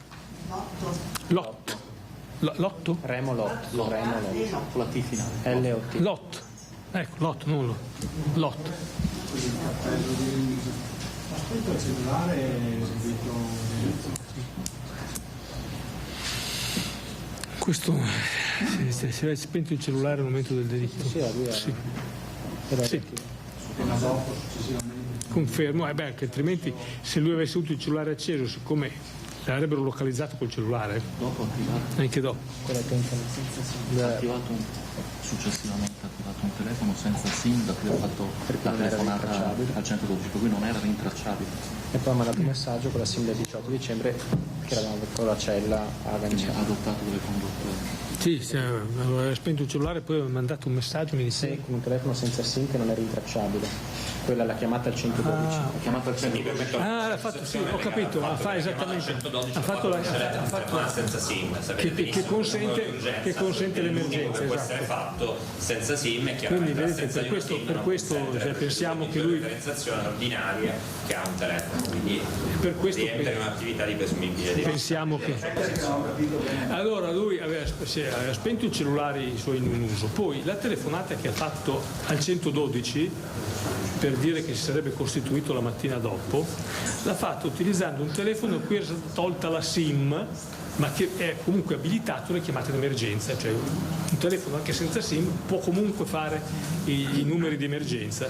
Quindi questa chiaramente denota la volontà di non farsi localizzare ed è poco compatibile con quella di costituirsi, più compatibile con quella di organizzarsi per la fuga.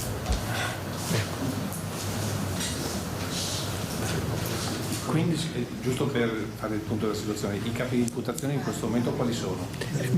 Omicidio pluriaggravato,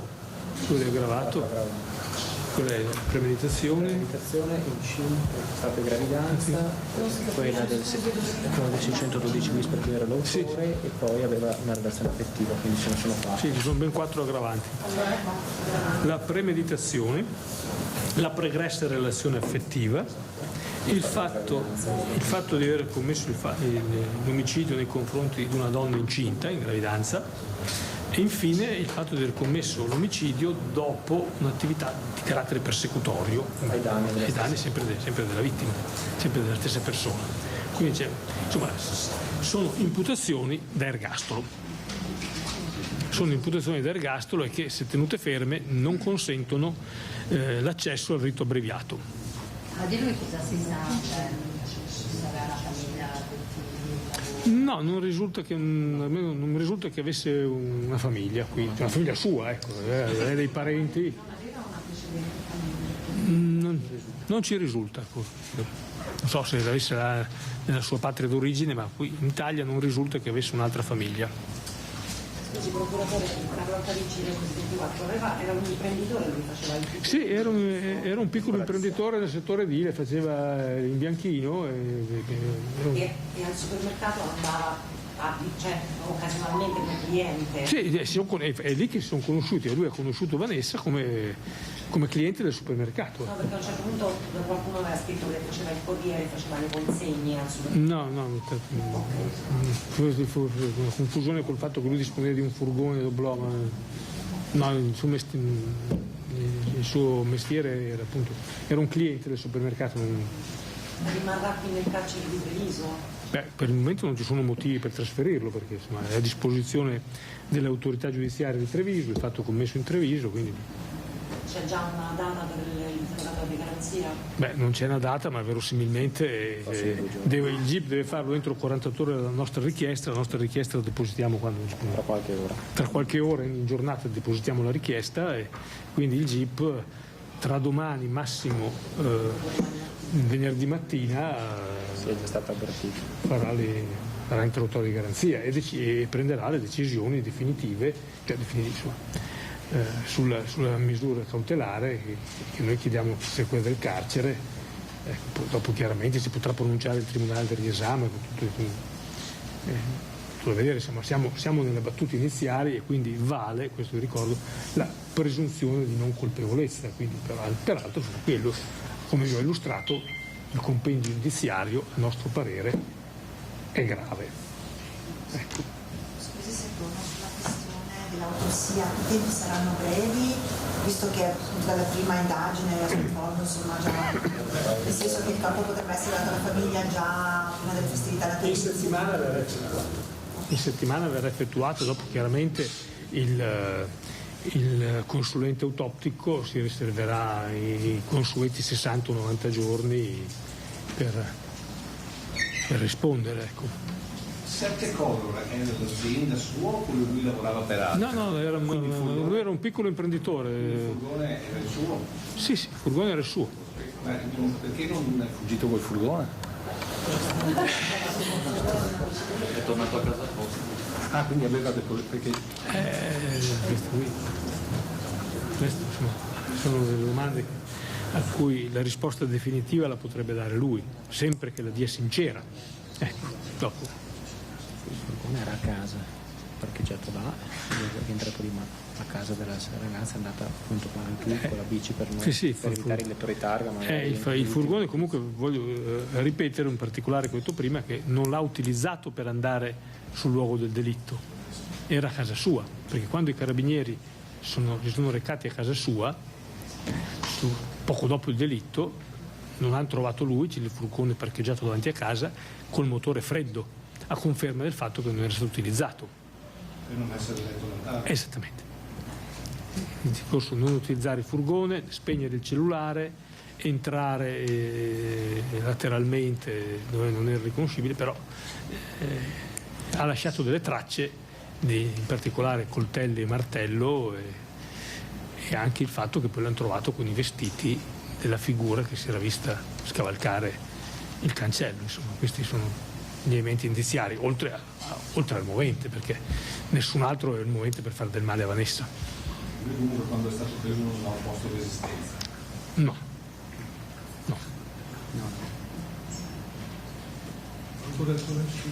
Nei quaderni del gruppo Vivere si conosce la religione del Bulgari? No, ma credo che in questa vicenda non sia rilevante. Ecco, ma comunque. Tutto rilevante. Perlomeno non per noi, ecco.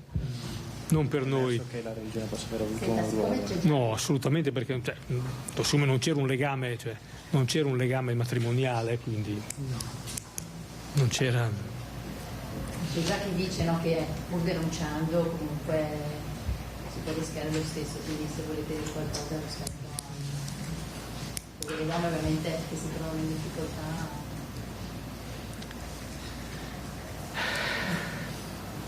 Sicuramente io continuo a sostenere che le donne devono denunciare, sicuramente.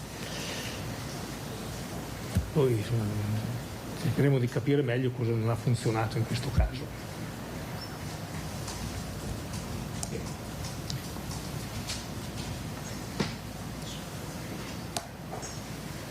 Posso? Sì. So che è un dettaglio magari. È possibile sapere il nome del bar dove è stato avvistato alle 15? Avvistato. Sì, hanno arrestato a casa. Avvistato. Non so, lo sapete voi. Magari anche No, ma forse non è neanche il caso per non fare una pubblicità forse non positiva al bar, che non c'entra niente. Comunque ad Altivolo non ce n'è tanti. Chiedo scusa, quando l'avete trovato era sporco di sangue? Si era appena cambiato per una doccia. Si era appena cambiato d'ambito, ha fatto in tempo a fare la doccia? È stato fermato che era appena uscito dalla doccia. Aveva appena fatto la doccia. Ha appena fatto la doccia. Aspettato che entrasse. Ha appena fatto la doccia e comunque i vestiti verranno analizzati e insomma è verosimile che risultino sporchi di sangue. Tra l'altro, ecco, un dato particolare, lui aveva un taglio in una mano, vero? Mano destra.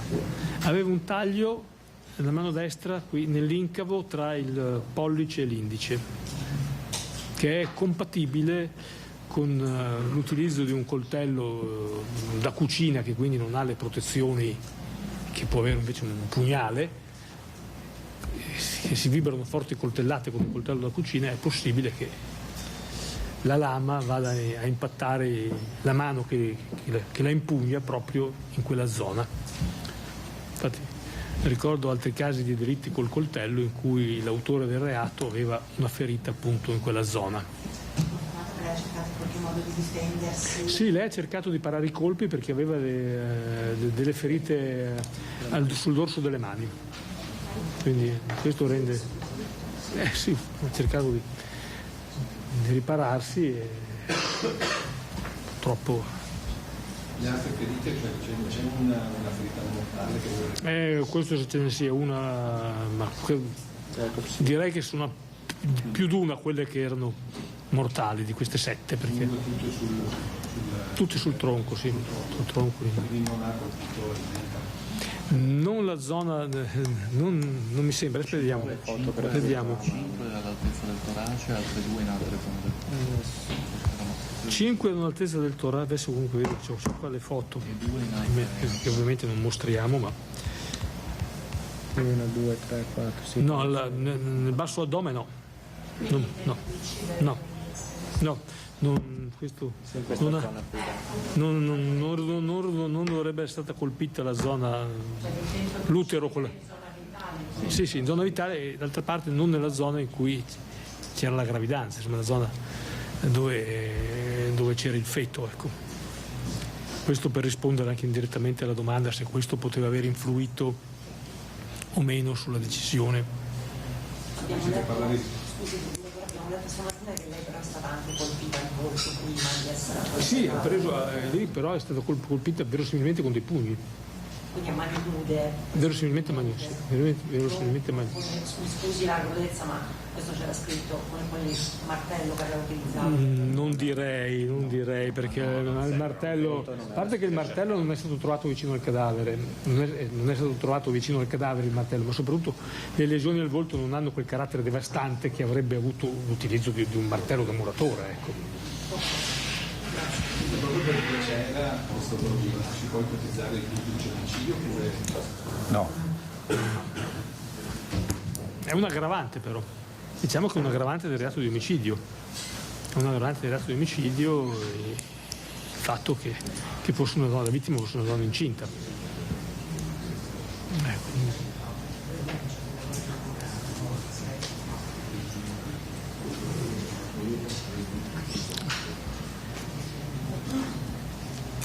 Non so.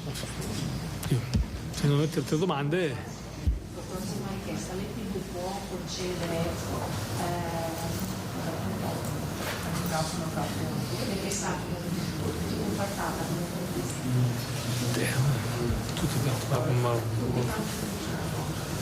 una cosa unica, sì. Va bene, facciamo. Però non rapide. Però insomma cose rapide perché sono.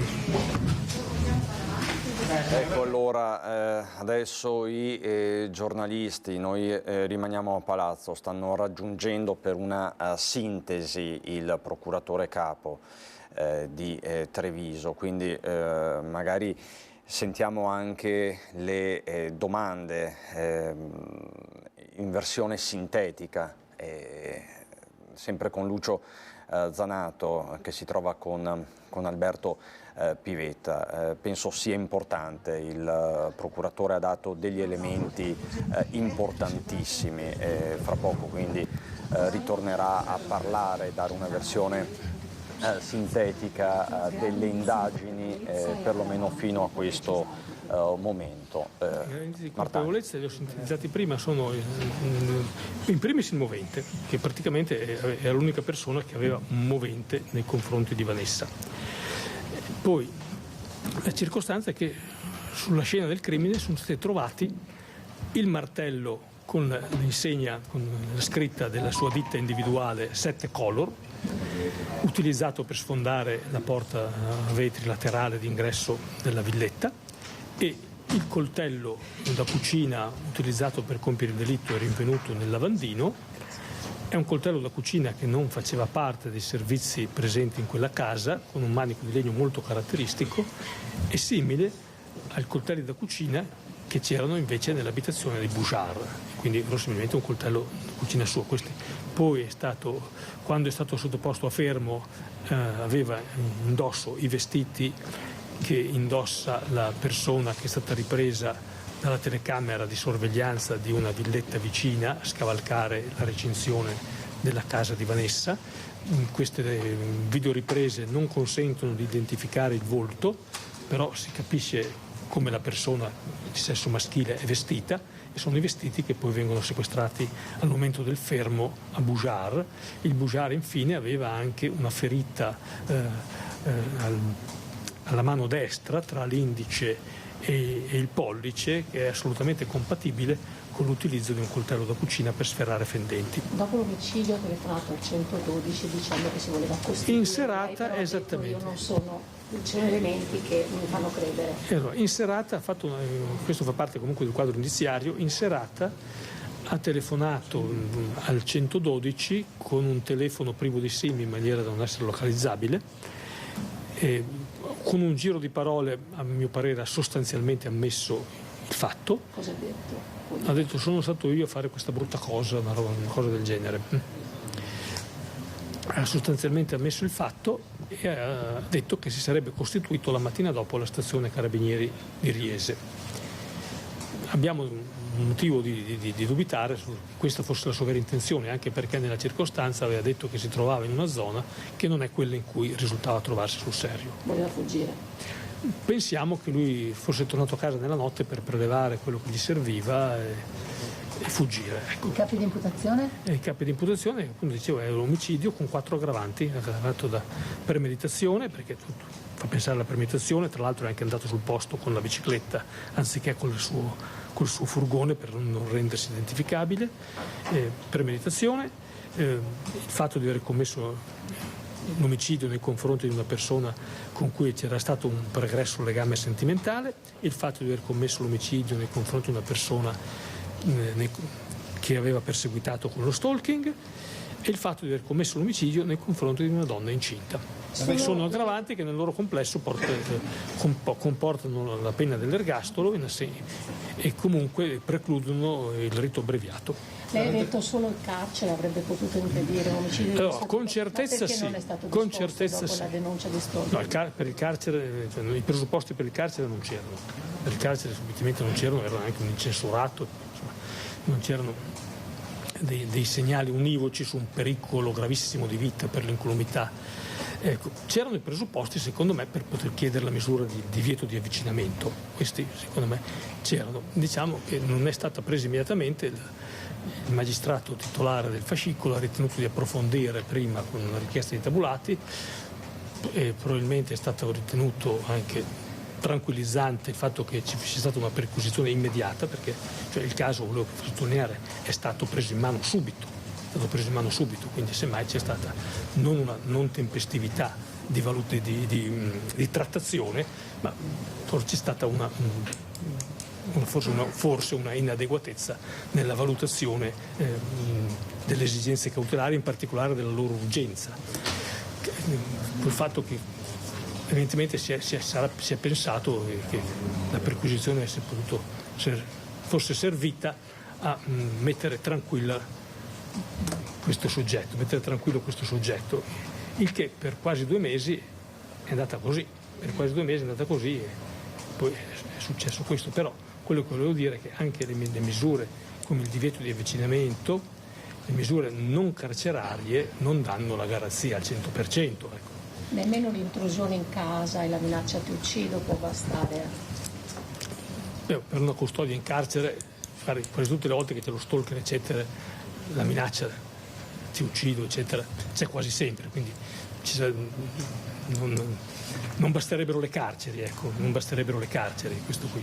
Però diciamo che questi potranno servire per un divieto di avvicinamento, e questo purtroppo non c'è stato, ecco, ma non sapremo mai, non si potrà mai sapere se questa misura sarebbe bastata o meno, perché di fronte a un'irruzione così fulminea, ricordo che l'omicidio è avvenuto nell'arco di non più di una ventina di minuti, perché lei era viva alle 11:21 quando ha risposto o visualizzato, non ricordo, un messaggio WhatsApp del marito, e non era più vivo, comunque in condizione di rispondere, alle 11:47 quando ne è arrivato un altro. Però lei dice denunciate comunque, certamente, questo senz'altro. Adesso diciamo che questo sarà uno stimolo a essere ancora più attenti in futuro e ancora più tempestivi. Ecco. Questo sicuramente servirà di stimolo in futuro per una ancora maggiore attenzione. L'avete bloccato fuori dalla doccia? Sì.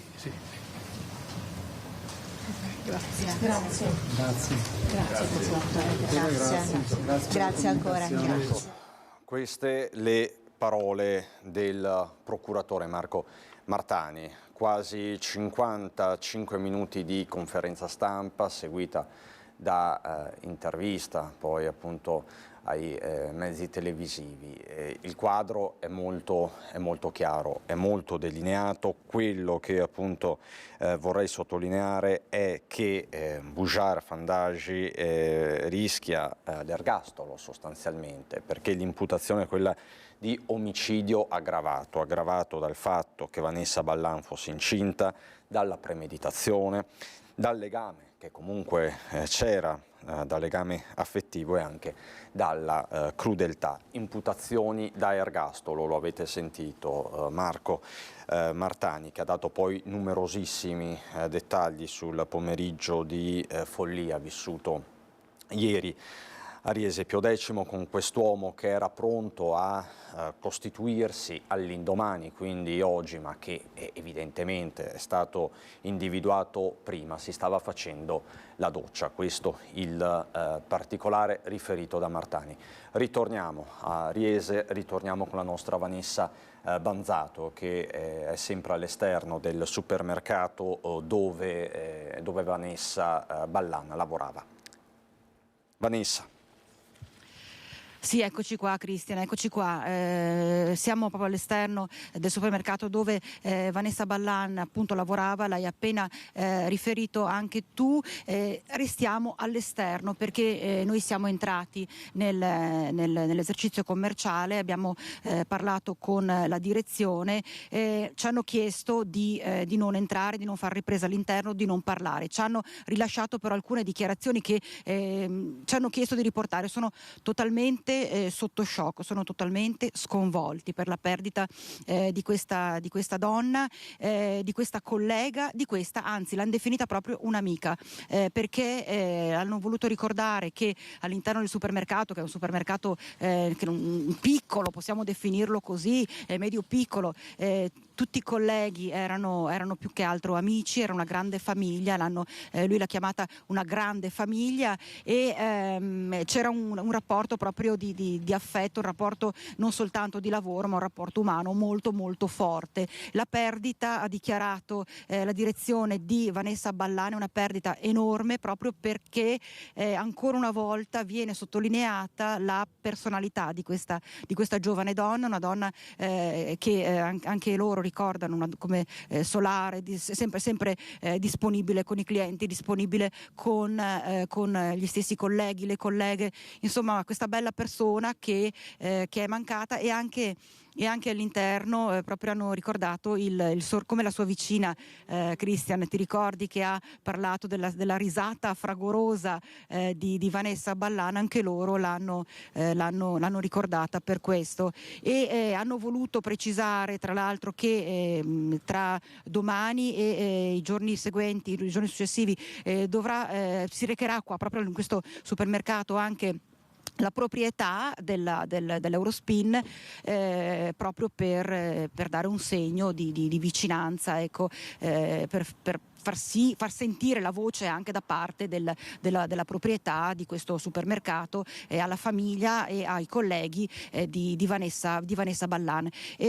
Ci è stato chiesto proprio dalla direzione, peccato, ripeto, che non abbiano voluto parlare, ma erano davvero scossi, però ci hanno chiesto di usare il nostro microfono e la nostra telecamera per lanciare un messaggio forte, soprattutto alla classe politica, alla classe dirigente, perché si faccia di tutto perché questi episodi non si verifichino più. Addirittura ha parlato di una cellula tumorale che si sta diffondendo sempre di più e sta rovinando sempre più famiglie, vedendo appunto l'uccisione di sempre più donne da parte di uomini che non accettano il rifiuto, non riescono ad affrontare appunto il rifiuto, non lo accettano perché definiscono e reputano la donna semplicemente una loro proprietà, non più una persona.